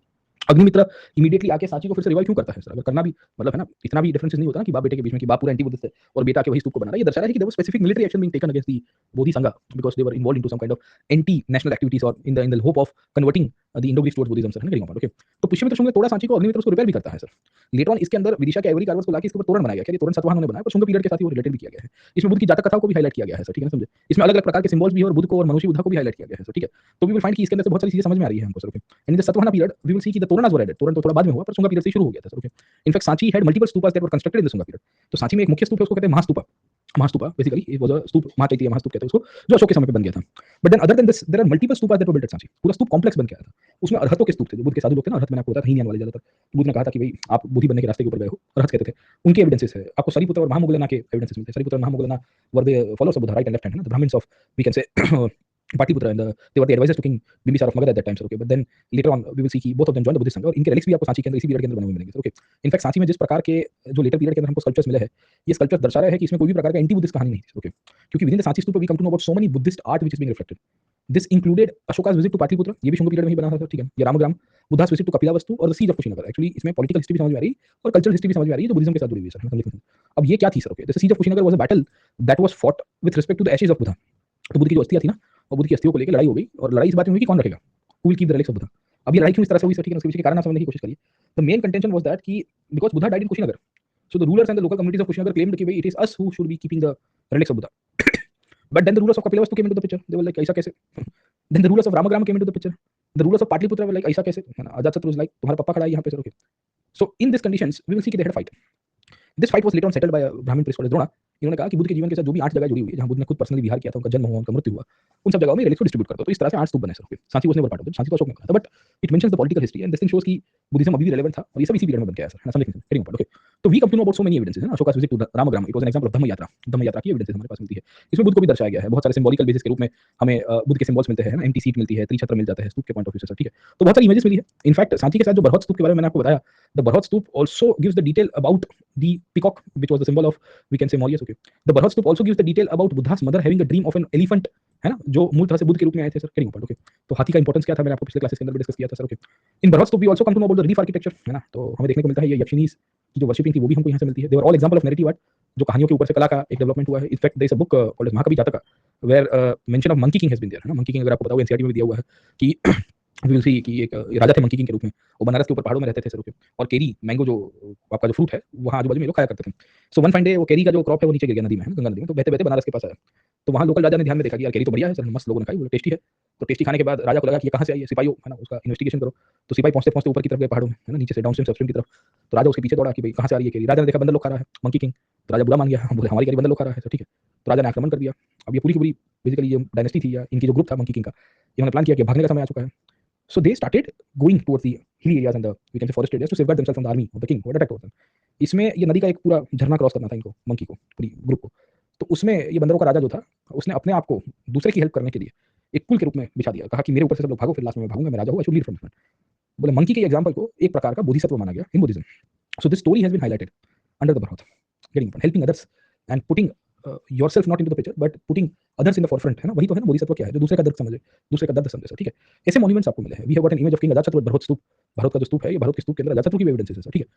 तो there is a pictorial representation, there is a narrative art, there is evidences of Buddha's mother getting a dream of an white elephant, है ना, समझे। ऑल दिस थिंग शोस कि इस period के अंदर ऐसी कोई भी एविडेंसेस नहीं थे कि एंटी बुद्धिस्ट थे। In fact there is one more Buddhist evidence of a story of a deer in the form of Ruru Jataka. What is this Ruru जातका ऑल अबाउट? तो उसमें एक शिकारी था, एक शिकारी हंटिंग करने आया था। अब शिकारी हंटिंग करने आया था डियर का, आपको भी पता है डियर का शिकार कौन करता है सर, ठीक है।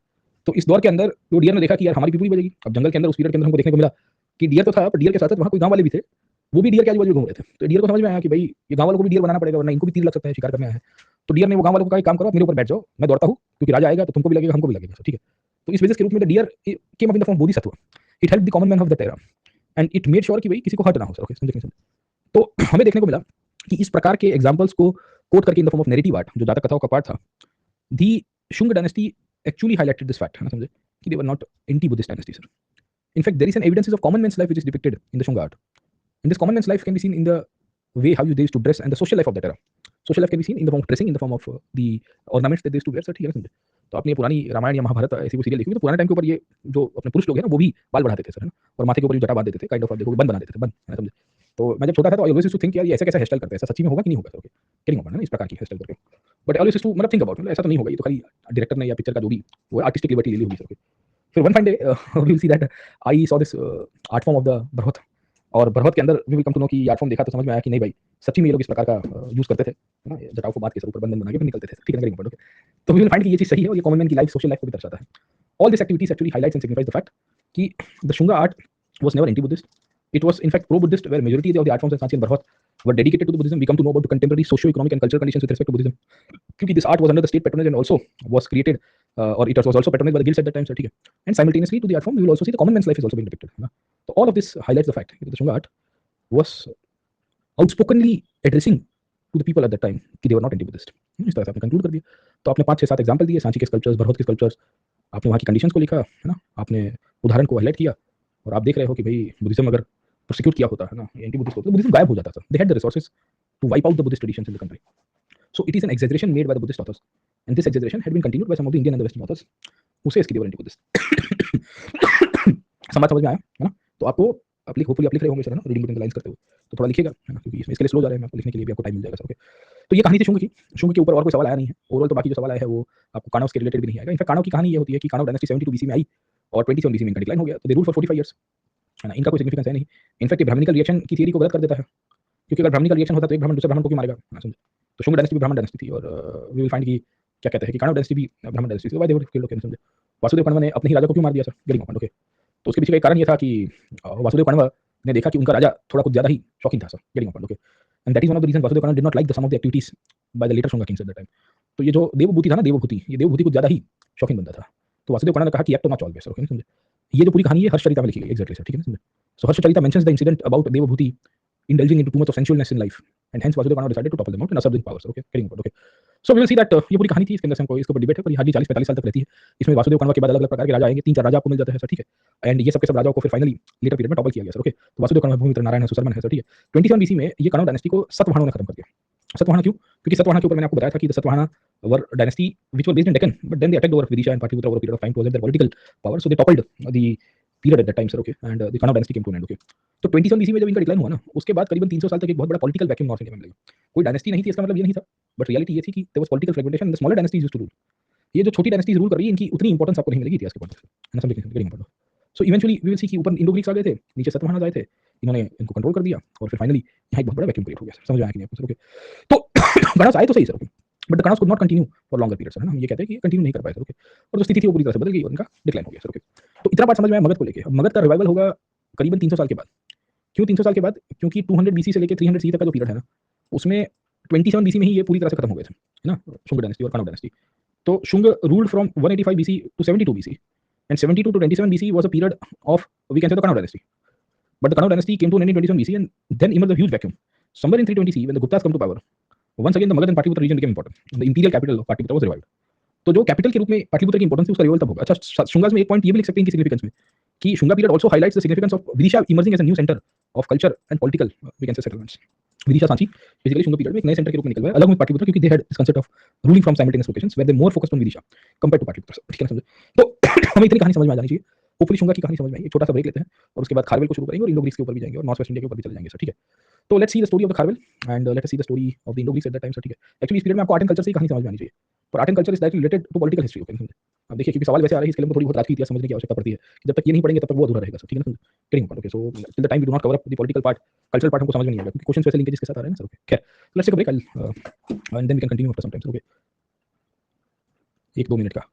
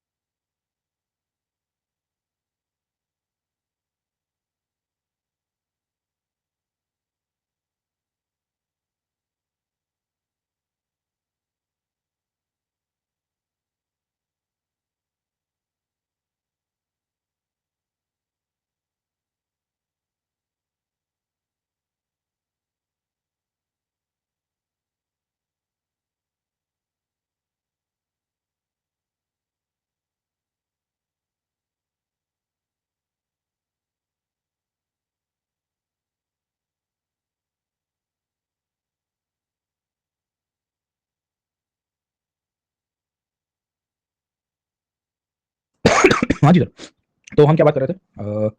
वी विल सी दैट हम बात कर रहे थे with reference to the post modern period. और कितना मिनट हुआ? 2 मिनट हुआ, 2.5 मिनट हुआ? 2 मिनट हुआ। एक्चुअली दवाई लिया है तो थोड़ा डिजीनेस मेरे को ज़्यादा हो रहा है ना, खांसी के लिए। खांसी वाली सिरप आपको पता है ना कैसी फील करवाती है सर, तो उसके चक्कर में खांसी थोड़ी कम आ रही है, बट देन थोड़ा हिला ज़्यादा रही है सर, सुबह-सुबह ही सर, गेटिंग अप हो गया। समझ में आया कि नहीं आपको? तो it is creating more of dizziness. चलिए सर, ओके, तो हम बात कर रहे थे with reference to the Shunga. Shunga के बाद अब थोड़ा खारवेल के ऊपर देख लेते हैं कि what has been the condition of Kharavela sir. Okay, अब देखिए खारवेल को ज़्यादा पढ़ने की आवश्यकता नहीं है, उसको भी कल्चर के पॉइंट ऑफ व्यू से समझना है। और खारवेल की जो स्टोरी है वो शुरू कलिंग से होगी, और कलिंग के इंपॉर्टेंस के पॉइंट ऑफ व्यू से हमको ये पता होना चाहिए कि इसकी क्या हिस्ट्री रही थी सर, है ना? समझे? तो हमने आपको बताया कि कलिंग एक ऐसा स्टेट था, एक ऐसा रीजन था जो अशोक ने जीता था in the 9th year of his power.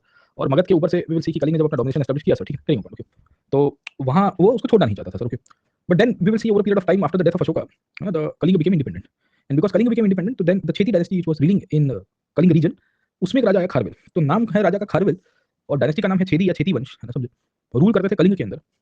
The contemporary sources also highlight कि Shungas and Kharavela were contemporary of each other. उसमें एक बात ये भी चल रही है कि Pushyamitra Shunga and Kharavela were contemporary of each other, but it is not clear कि पुष्यमित्र शुंगा और खारवेल दोनों के दोनों एक थे। पर शुंगा और खारवेल कंटेम्परेरी थे, उतना क्लियर है। उसमें पुष्यमित्र और खारवेल दोनों के दोनों सेम पीरियड से बिलोंग करते हैं, ये नहीं समझ में आ रहा है। बट लेटर शुंगा किंग्स जो थे ना, लेटर शुंगा किंग्स का मतलब क्या है कि आगे पीछे के जो कोई किंग होंगे वो खारवेल के कंटेम्परेरी होंगे, ऐसे एविडेंस मिलेंगे सर, ठीक है? इनके पॉइंट ऑफ व्यू से हम लोग के पास एक ही सोर्स है, वो है Hathi Gupha inscription. And based on the Hathi Gupha inscription we understand the significance in the cultural history and the political history of the Kharavela king of Kalinga, है ना? समझे? अब ये इंस्क्रिप्शन उदयगिरी के अंदर आया हुआ है। उदयगिरी इज अ केव और a group of a cave complex which was built by the king Kharvela, है ना? There is one more complex called as Khandagiri. Both these cave complex were built in the Kharvel period only, and within this Udayagiri there is a cave called as Hathi Gufa, which mentions about the political history and which also mentions about the socio-cultural conditions of the time. This included Jainism being a very important religious practice of that era and of the dynasty, and the king himself was Jaini. उसके बारे में भी हमें पता चला, ठीक है? Simultaneously, we also come to know the king fought a war over Magadha, and over a period of time, we will see he took away 2 Jaini images from Magadha and brought it back to the region of Odisha. That has also been highlighted, sir. Okay. We will also see with respect to this inscription, we also come to know about the political conditions of that era. And within the political condition of that era, we will see Kharvel's early life or early 13 years of consecration has been mentioned. तो खारवेल के जीवन के एकदम detail में 13 साल हमको समझ में आ रहे हैं, है ना? 13 years of the consecration समझ में आ रहा है सर, ओके? वो सत्ता में आया तब की बात है sir, getting up, okay? And he mentions about the different steps that were taken at that time within the Sati Gufa inscription. Along with political history, contemporary dynasties were also mentioned. Contemporary dynasties included those dynasties which were existing at that time. This included the dynasty of the Satavahanas, whom has been mentioned by Kharvela. The dynasty of Magadha, including the far-off dynasties like the Cholas, Cheras, and Pandyas, had also been mentioned in the Hathi Gufa inscription. So, within these inscriptions, Kharvela also claims that he had won over them and he had established his domination at that time. He also claimed to build a Jaina temple to please the Jaina god, and it shows that Jainism was also a state religion at that time. He's seen portraying himself as a king who had donated so much of money to the Jaina Sangha, and that is one of the reasons he's also claimed that I'm a Bhikshuk Raja or a Bhikkhu Raja or a Bishu Raja, sir. अलग-अलग नाम है Bhikkhu Bhikshu के. That shows his allegiance to Jainism. Both the Udayagiri and Khandagiri were dedicated to Jaina viharas, where the Jaina missionary activities or the saints who were part of the vihar practices used to stay back, sir. तो हमें बहुत सारी चीजें इसके अंदर से समझ में आ रही है। हमें political history, cultural history, social history के बारे में पता चलता है सर, ठीक है ना? समझे? And based on this part हमको ये पता होना चाहिए कि ये खारवेल जो था उसकी कल्चरल इंपॉर्टेंस क्या है sir, getting a, okay? So it is the most important inscription of that era, ऐसा मानते हैं आज की तारीख में, क्योंकि कलिंग के इतिहास से इतनी डिटेल में इसके पहले ना ही कोई इंस्क्रिप्शन हमको मिली है। बाद के पीरियड में भी देखोगे, गुप्ता पीरियड, उसमें भी तो हमें देखने को मिलता है कि इतनी डिटेल में inscription ball by ball commentary की हुई हमको नहीं मिलेगी सर, समझे? तो इनकी कल्चरल सिग्निफिकेंस, इनकी पॉलिटिकल और इनकी हिस्टोरिकल सिग्निफिकेंस बहुत बड़ी मात्रा में हमको मिलेगी सर, समझे? तो हमें ये पता होना चाहिए कि कैसे ये शुरू हुआ। So the dynasty was founded by Mahamegha Varman और महामेघ वाहन. This has also been mentioned in the Hathi Gufa. King Kharvel mentions about the conquest over the neighboring territories, including the regions of northwest and Tamil Nadu. And we will see that within the Hathi Gufa inscription, we come to know about the first 13 years of his life. We also come to know about the conditions of Jainism that was existing at that era, sir, ठीक है? अब exactly आपको ये 13 साल में क्या हुआ था उसकी बॉल बाय बॉल कमेंट्री याद रखने की आवश्यकता नहीं है, पर उसकी थीम पता होनी चाहिए आपको। थीम का मतलब क्या है? क्योंकि हाथी गुफा इंस्क्रिप्शन की जब सिग्निफिकेंस पूछेगा आपको कि इन द इंडियन हिस्ट्री और in the context of the post modern India, critically analyse the importance of Hathi Gumpha as a source of history. Ashwatthama आ गए sir, okay? Kidding up, okay? अरे भाई साहब सर, ओके, कहाँ घूमते घूमते आए बाबा, समझे नहीं समझे? हाँ, ये लोग नर्मदा परिक्रमा में जो लोग जाता है ना सर, ओके? एक ही मिनट सर, ओके? पानी लेके आया, पानी का बोतल भूल गया।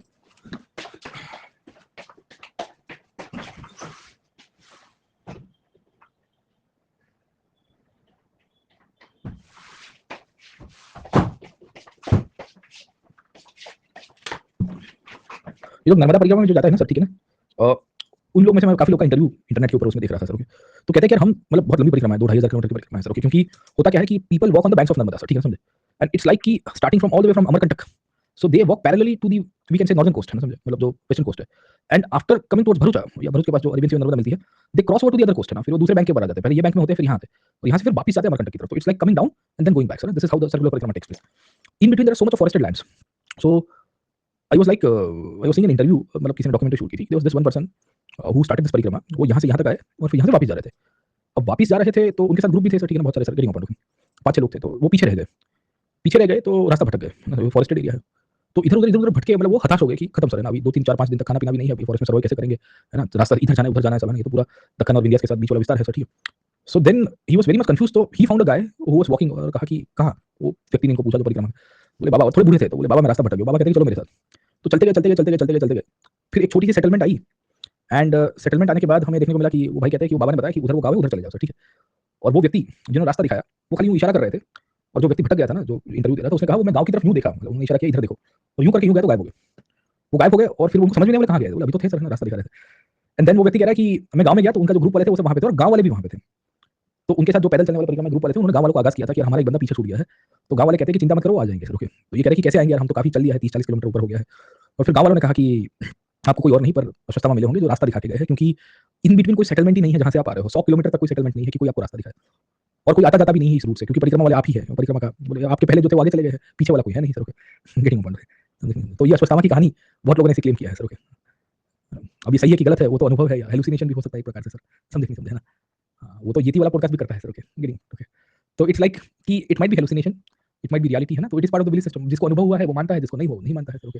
अनुभव की बातें चलती रहती है। तो हमारे क्लास में भी आज, है ना, हम राह भटक गए थे, तो आज अश्वत्थामा आए हैं और कह रहे हैं हमको कि पढ़ाओ सर, है ना, समझे? तुम कहाँ बातें कर रहे हो इधर-उधर की, इसके लिए वो आए हैं सर। खैर, तो what do we see over here कि within the conditions of Kharavela we will come to know कि इसने अपनी इतिहास लिखी। जैसे एक साल में उसने बताया कि मैंने कलिंग के इतिहास के बारे में लिखा। He talks about the welfare and he talks about the infrastructure being created at Kalinga. Within this infrastructure, we come to know some kind of exaggeration about, we can say कि I have pleased 35,000 residents and I created reservoirs and the gardens at that time. तो एक welfare state की बात की गई है. He talks about the political history of that time, and he talks also about the Satkarnis. Satkarnis were nothing but the Satvahana dynasty, which were contemporary to the Kharvela, और उनके साथ उसके संघर्ष के बारे में पता चलता है. Kharvel also highlights his interest into music. That shows कि he had patronage to the cultural activities at that time, and he himself claimed to be a well-versed in the Gandharva Veda. Gandharva Veda, if you're aware, it's a Upaveda of the Samaved, and this highlights the fact that the concept of Upaveda had already been compiled at that time. Simultaneously, Satavahanas, or the subordinate to Satavahanas, were the Rashtrakas and the Bhojakas, the local dynasties of Deccan. And Kharvel also claims to have conquered over them in one of the years of inscription. We will also see he talks about creating infrastructure for irrigation, and then he also is claiming about giving privilege to local bodies at that time. Local bodies were Poras and the Janpadas. Poras were actually नगरपालिका और kind of a district units जो towns को manage करने का काम करती थी। उनको पूर कहते हैं ना हम सर, ओके। वहाँ से शब्द है ना पूर, जनकपुर है, समझे नहीं समझे ना?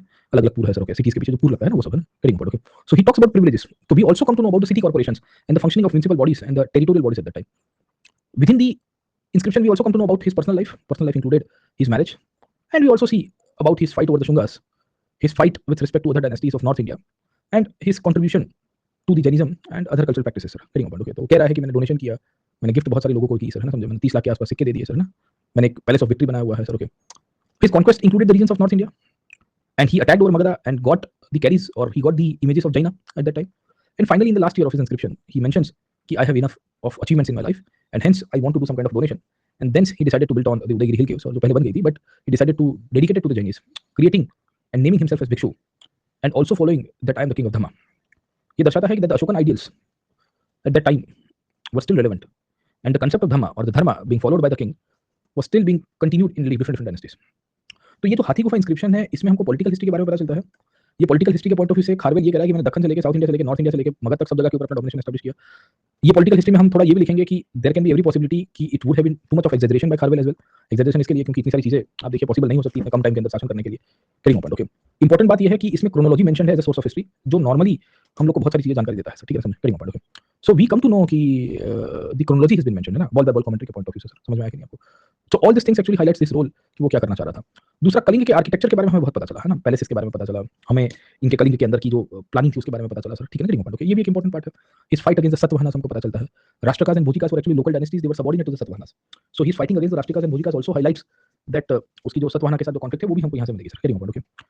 उसकी पर्सनल लाइफ के बारे में पता चला, और एक शासक के रूप में उसने ढिंडोरा भी पिटवाया कि मैंने शादी किया सर, ठीक है, समझे? फिर आगे के लाइन उसने लिखी नहीं है, शायद उसको फिर अनुभव होने शुरू हुए होंगे सर, ओके। बोले भारी ब्लंडर हुई कवा सर, समझे? करेंगे पॉइंट, ओके। बट ये सब कहानी आपको इसके अंदर से मिलेगी सर, समझे?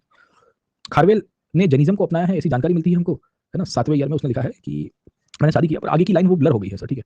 वो ब्लर होने के कारण हमारे पास एविडेंसेस नहीं है, शायद तक शादी का अनुभव लिखे होंगे उसने सर, ओके, है ना, कि करनी चाहिए कि नहीं करनी चाहिए, इतना सारा डिटेल में उसने बताया है।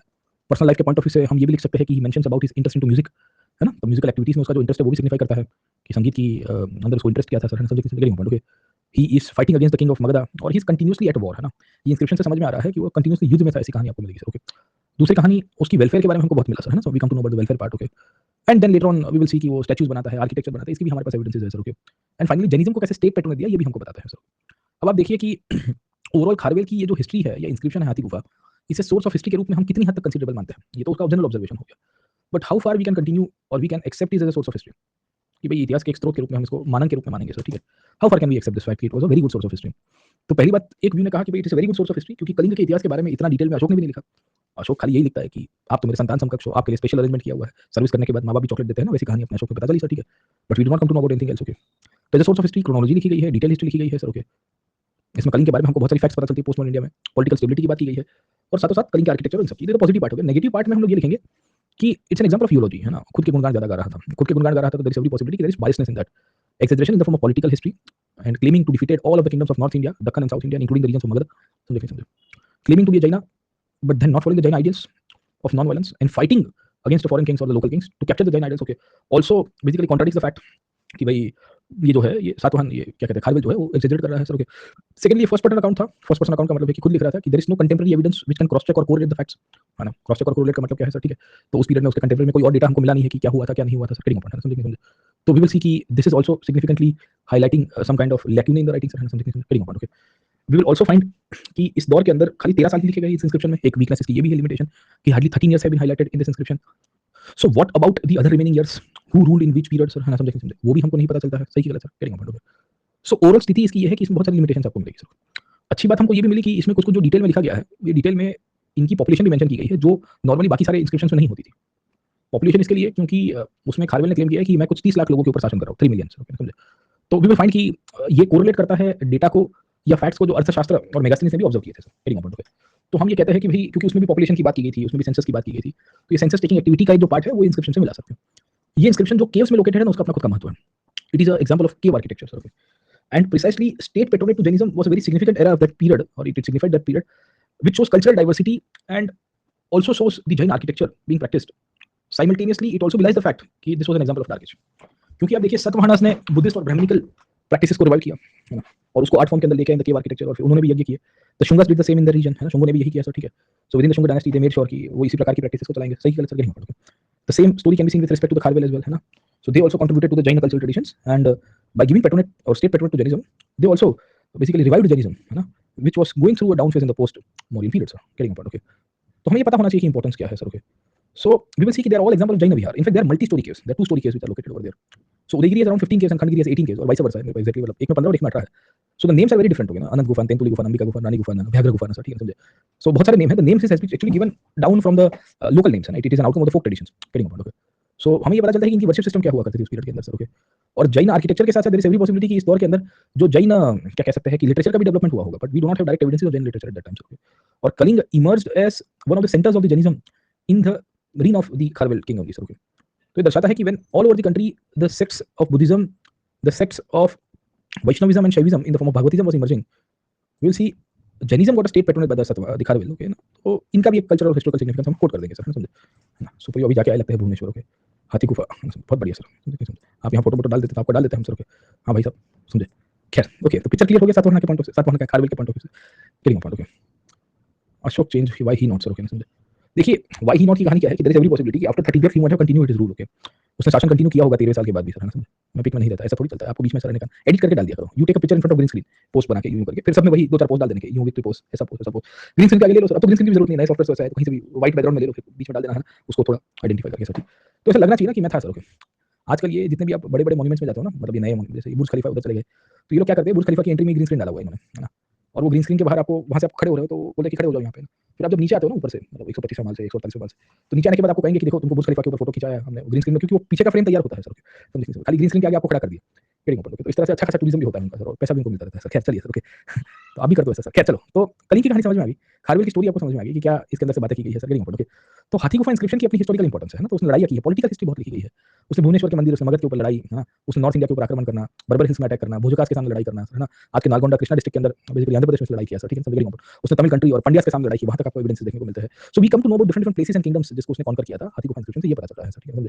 अब प्रॉब्लम ये है कि हाथी गुफा इंस्क्रिप्शन जो है ना सर, ओके, ये हाथी गुफा इंस्क्रिप्शन कलिंग के इतिहास के बारे में बताता है, और ये महाभारत के समय से ऐसे एविडेंसेस भी मिल रहा है सर, ठीक है। इसमें 3 मिलियन या 35,000 की पॉपुलेशन है, उसको लेकर क्लैरिटी नहीं है कि कितनी पॉपुलेशन होगी।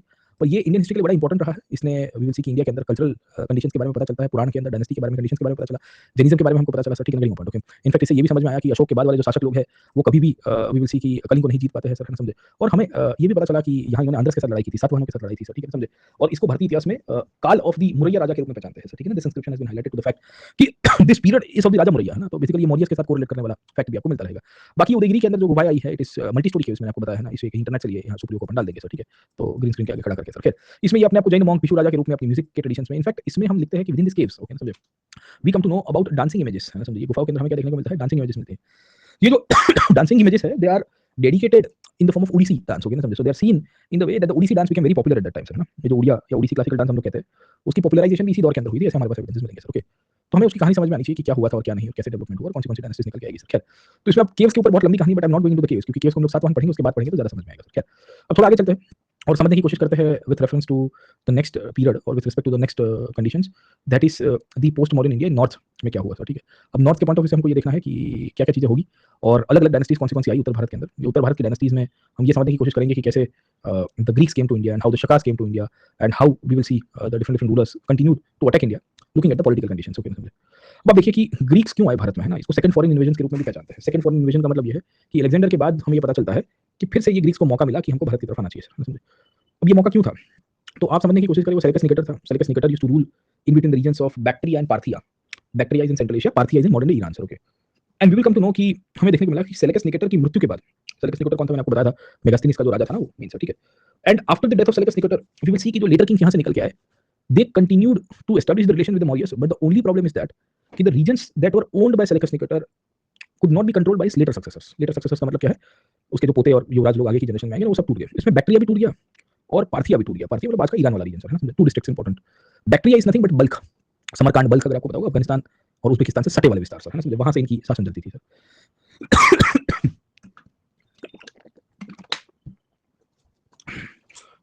अलग ही नशा है सर, ठीक है। तो कहानी आपको ये मिलती है कि हाँ, शाहजहां ने किया था बल्ख वाला expedition sir, okay. Balkh in fact ये आपने बहुत सारे लीडर्स देखे होंगे पीछे अपने नाम बल्खी लिखते हैं, बल्खी, समरकांडी, बल्खी सर, है ना। सेंट्रल एशिया से जो भी आएंगे ना ट्रैवलर्स, जैसे एक Abdul Razzaq Samarqandi, he came to the court of the Vijayanagar, है ना, समझे, देवराय टू के कोर्ट में। वैसे ही देयर वाज दिस गाय, उसने पीछे बल्खी लिखा था अपने पीछे। Balkhi is actually the term which is used for the inhabitant of Balkhs, okay. अब होता क्या है कि ये जो बल्ख वाले विस्तार या जिसे हम लोग बैक्ट्रिया कहते हैं, वहां पे बहुत सारे ग्रीक सेटल हो गए थे। और ये जितने भी ग्रीक्स लोग सेटल हुए थे, ये सबके सब अगर आप समझने की कोशिश करिए तो धीरे धीरे इंडिया के साथ कॉन्टेक्ट में आते रहे सर। एंड बिकॉज ये इंडिया के साथ कॉन्टेक्ट में आते रहे तो हमें देखने को मिलता है कि इनके लिए शब्द यूज होने की शुरुआत हुई इंडो ग्रीक सर, समझे। So gradually we will see कि this regions were called as Indo Greeks. ये इंडो ग्रीक्स के अंदर अलग अलग बेसिकली हमें देखने को मिलता है रूलर्स निकल के आए आफ्टर सेलेकस निकेटर, जिन्होंने अपनी डायनेस्टी को आगे चालू किया सर, है ना, समझे। इसके अंतर्गत अगर आप देखोगे तो दो ब्रांचेस निकल के आई थी, एक थी यूक्रेटिड्स की और दूसरी इथोडिमस की family. Not going into the details.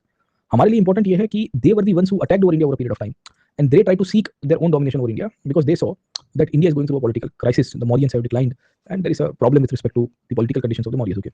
तो इस तरह से ये जो बल्ख वाला जो विस्तार है ना सर, ये आज का सेंट्रल एशिया वाला, यहाँ से ये लोग आते हैं, ये ग्रेको बैक्ट्रियंस के रूप में पहचानते हैं। पहले पार्थिया भी इनके अंडर में था।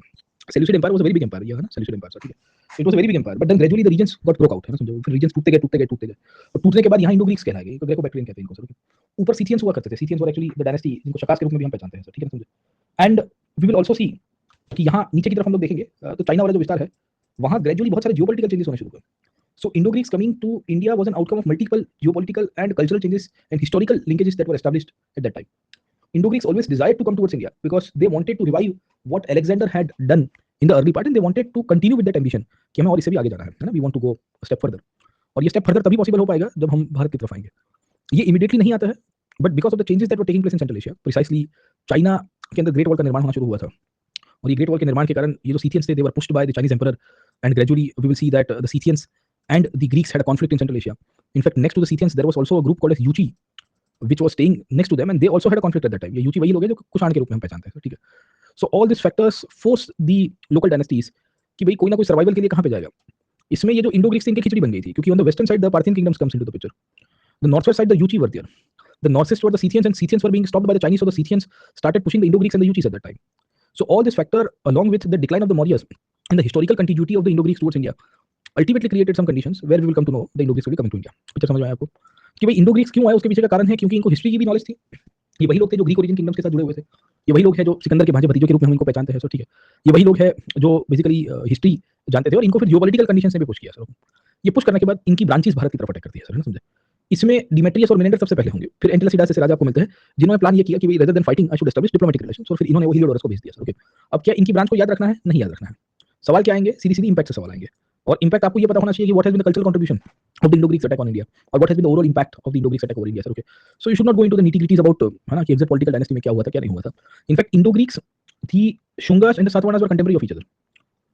शुंग डायनेस्टी जब मगध और विदिशा में शासन कर रही थी तो Indo Greeks were ruling the north part of the country, getting about, and contemporary to that we will also see the Satavahanas were ruling the Deccan. Satavahana dynasty कहां पे रूल कर रही है?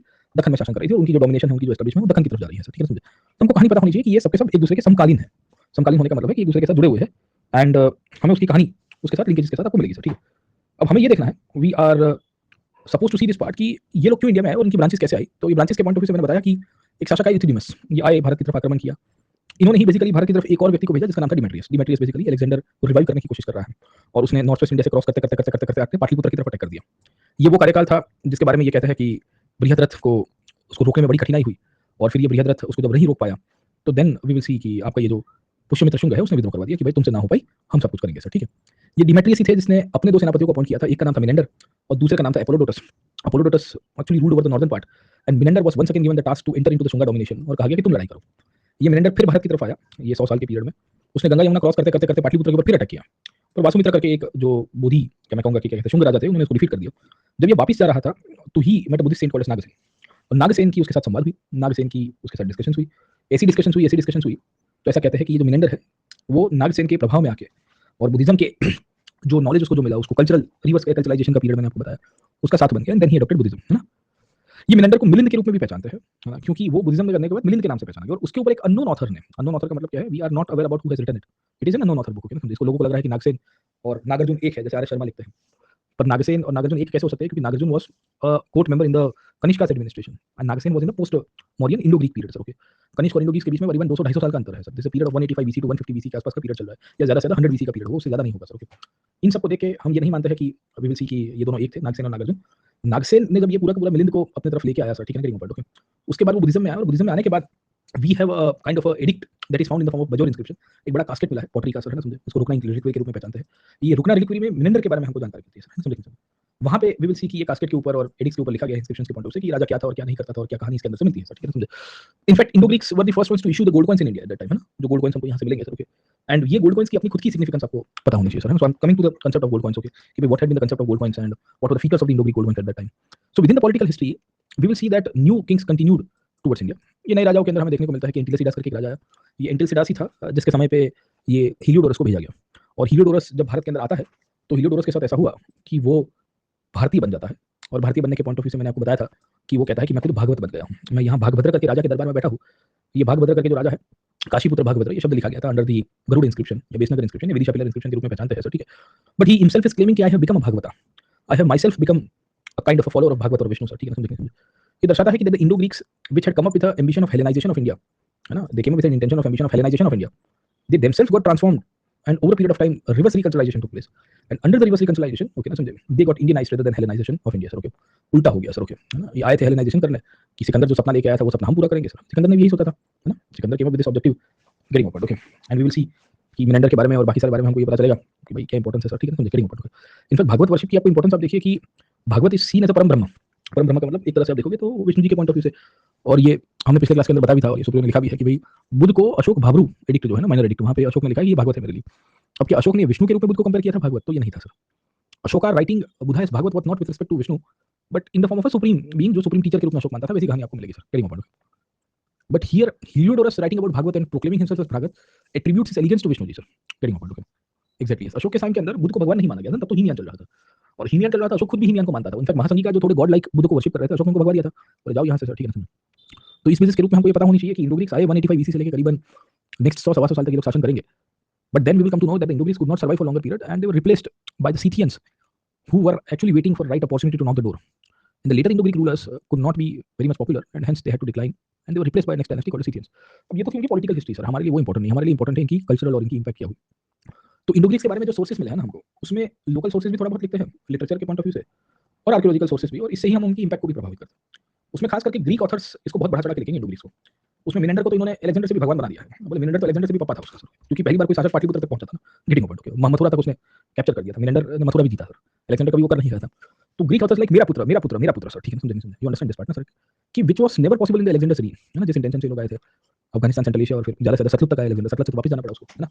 तो पहली बार हमको देखने को मिलता है कि ये ग्रीक ऑथर्स में मिनेंडर को बहुत बड़ा चढ़ा के दिया गया सर, ओके। हाँ, ये बाहुबली का डायलॉग था और यूपीएससी के अंदर भी डायलॉग यूज होता है सर। जब ये रिजल्ट आएगा तो इंस्टीट्यूशंस मेरा पुत्र करेंगे सर, ठीक है, समझे। तो we will see that UPSC में भी होता है, ये सब जगह होता है इंस्टीट्यूशन में, इवन फैमिली वाले भी कहते हैं मेरा पुत्र सर, ठीक है। आपके जो रिश्तेदार आपके साथ बात नहीं करते हैं, तो रिश्तेदार आपको कभी है ना मुंह फिर देते हैं, आप कोई सोशल फंक्शन में जाते हो, ये देखो आवारागर्दी करते हैं, कुछ काम नहीं करते, 30 साल के हो गए, है ना, 27 साल के हो गए, कब से बोल रहे परीक्षा की तैयारी पे, इनका पीटी भी नहीं निकलता है सर, ओके। सिलेक्शन हो गया, हमको तो पता था बॉर्न जीनियस हो आप, है ना, चाचा पे गया है, फूफा के, अरे फूफा तो फोन नहीं उठाते थे हमारा, फूफा नहीं, सबसे पहले फूफा नहीं कहा था इसको कि फॉर्म भर दे बेटा, बहुत स्कोप है यूपीएससी में, गेटिंग ऑन बोर्ड, वही फूफा, समझ में आ गया ना, रिश्तेदार ऐसे होते हैं sir, okay, getting on board. तो हम लोग को ये पता चला कि मिनेंडर के कॉन्क्वेस्ट को बड़ा बढ़ा चढ़ा के दिया गया है बाय द ग्रीक ऑथर्स, और ये कहा गया है कि this conquest was bigger than Alexander. Bigger than Alexander का मतलब समझ में आया सर, कि सिकंदर से भी बड़ा विजय प्राप्त किया था ऐसे ग्रीक ऑथर्स लिखते हैं, इनकी इंपैक्ट के पॉइंट ऑफ व्यू से, ओके। उसके पीछे का कारण है, उसके पीछे का कारण आपको ये पता होना चाहिए, रीजंस में हम जस्टिफाई करेंगे, क्योंकि ये पाटलिपुत्र तक एंटर करके आए थे, ये बड़ी सिग्निफिकेंट है। ठीक है, मिनेंडर से पहले डिमेट्रियस भी करके आया था, और पाटलिपुत्र से ये कंसोलिडेट नहीं कर पाए, बट इनके कारण ही मौर्यन डायनेस्टी का डिक्लाइन हुआ। इंडो ग्रीक्स नहीं आते तो बृहद्रथ मरता नहीं और पुष्यमित्र सत्ता पे नहीं आता, सही गलत, है ना। So the impact of Indo Greeks can be seen कि they were the ones who were responsible for the downfall of the Mauryas. This is also analogy ना, जो आपको कनेक्शन में आना चाहिए, गेटिंग अ, ओके। ये नोट्स बनाने में नहीं आता सर, ये सब पढ़ाने में आता है सर, एनालिसिस, वही आपको लिंकेजेस आपको पता चलनी चाहिए sir, okay. English left chat, इतना तो बढ़िया अंग्रेजी में समझाया sir, okay. English sir, Shubham ने क्या लिखा है, what has been written by Shubham, Shubham का कमेंट पढ़िए, शुभम को ब्लॉक करने की आवश्यकता आ गई है, नौफन बहुत दिनों के बाद आए सेशन में, क्या लिखा शुभम ने, मेरे को दिख नहीं रहा है सर, ओके। आई हीट रिलेटिव्स सर, गर्म करते हैं रिलेटिव्स को सर, ठीक है। देखो रिलेटिव्स को हेट करने की आवश्यकता क्या है, वो ऐसे ही होते हैं सर, समझे। देखो we are very motor mouth sir, motor mouth समझ में आ रहा है हमारी कम्युनिटी कैसी है। मोटर माउथ होने का मतलब ये है कि हम थोड़े, है ना, ज्यादा बोलने वाले लोग, बड़बोलापन कहते हैं ना। So we are opinionated community because we don't have the concept of individual dignity and individual privacy, because we have been living in the social groups, so we don't feel bad to be opinionated about someone, and this opinion might be in the form of defamation for some people as well. अभी आपने देखा होगा वो सचिन को basically वो aunty कैसे opinion बना रही थी सर, ओके। नहीं करना चाहिए था इतना body shaming, but we are used to it, okay, getting about, okay. तो इसमें हमें देखने को मिलेगा कि रिश्तेदारों के साथ भी प्रॉब्लम, रिश्तेदारी समाज पूरा ऐसा ही है सर, सब ओपिनियन बनाते हैं, अलग अलग बेसिस, आप बनाते हो मेरे बारे में सर, समझे। मेरे को तो टाइम नहीं आपके बारे में बनाने के लिए sir, I don't have time to be opinionated about my student, मैं क्या आपका मेरे रिश्तेदार लगते हो, मैं ओपिनियन बनाऊं आपके लिए, रिश्तेदार होते तो मैं बनाता सर, मेरे को मजा आती है, देखो जीवन में क्या कर रहा है, कैसी कर रहा है, काम धंधा नहीं करता सर। आप विद्यार्थी हो सर, भिक्षुक के लिए क्या ओपिनियन बनाना, जो सत्य के पथ के ऊपर चलने वाला व्यक्ति है, श्रमण परंपराओं को पालन कर रहा है, उसके ऊपर ओपिनियन बनाना तो फिर वो तो गलत हो जाएगा ना हमारी तरफ से, हमारी वित्तीय सीख नहीं है सर। श्रमणों के ऊपर कभी एक संसारिक व्यक्ति अपना ओपिनियन कैसे व्यक्त कर सकता है, मैं तो संसार में रहने वाला व्यक्ति हूं, आप श्रमण हो, I have no rights to make opinion on you, आपका है opinion, you are Shramana, you are enlightened soul, being an enlightened soul, तो आप मान सकते हो, बोलिए देखो संसार में रह के क्या कर रहा है, गलत कर रहा है सर। तो फैक्ट्स के अंदर हम ये लिखते हैं कि the Indo Greeks resulted into the downfall of the Mauryas, getting a, okay.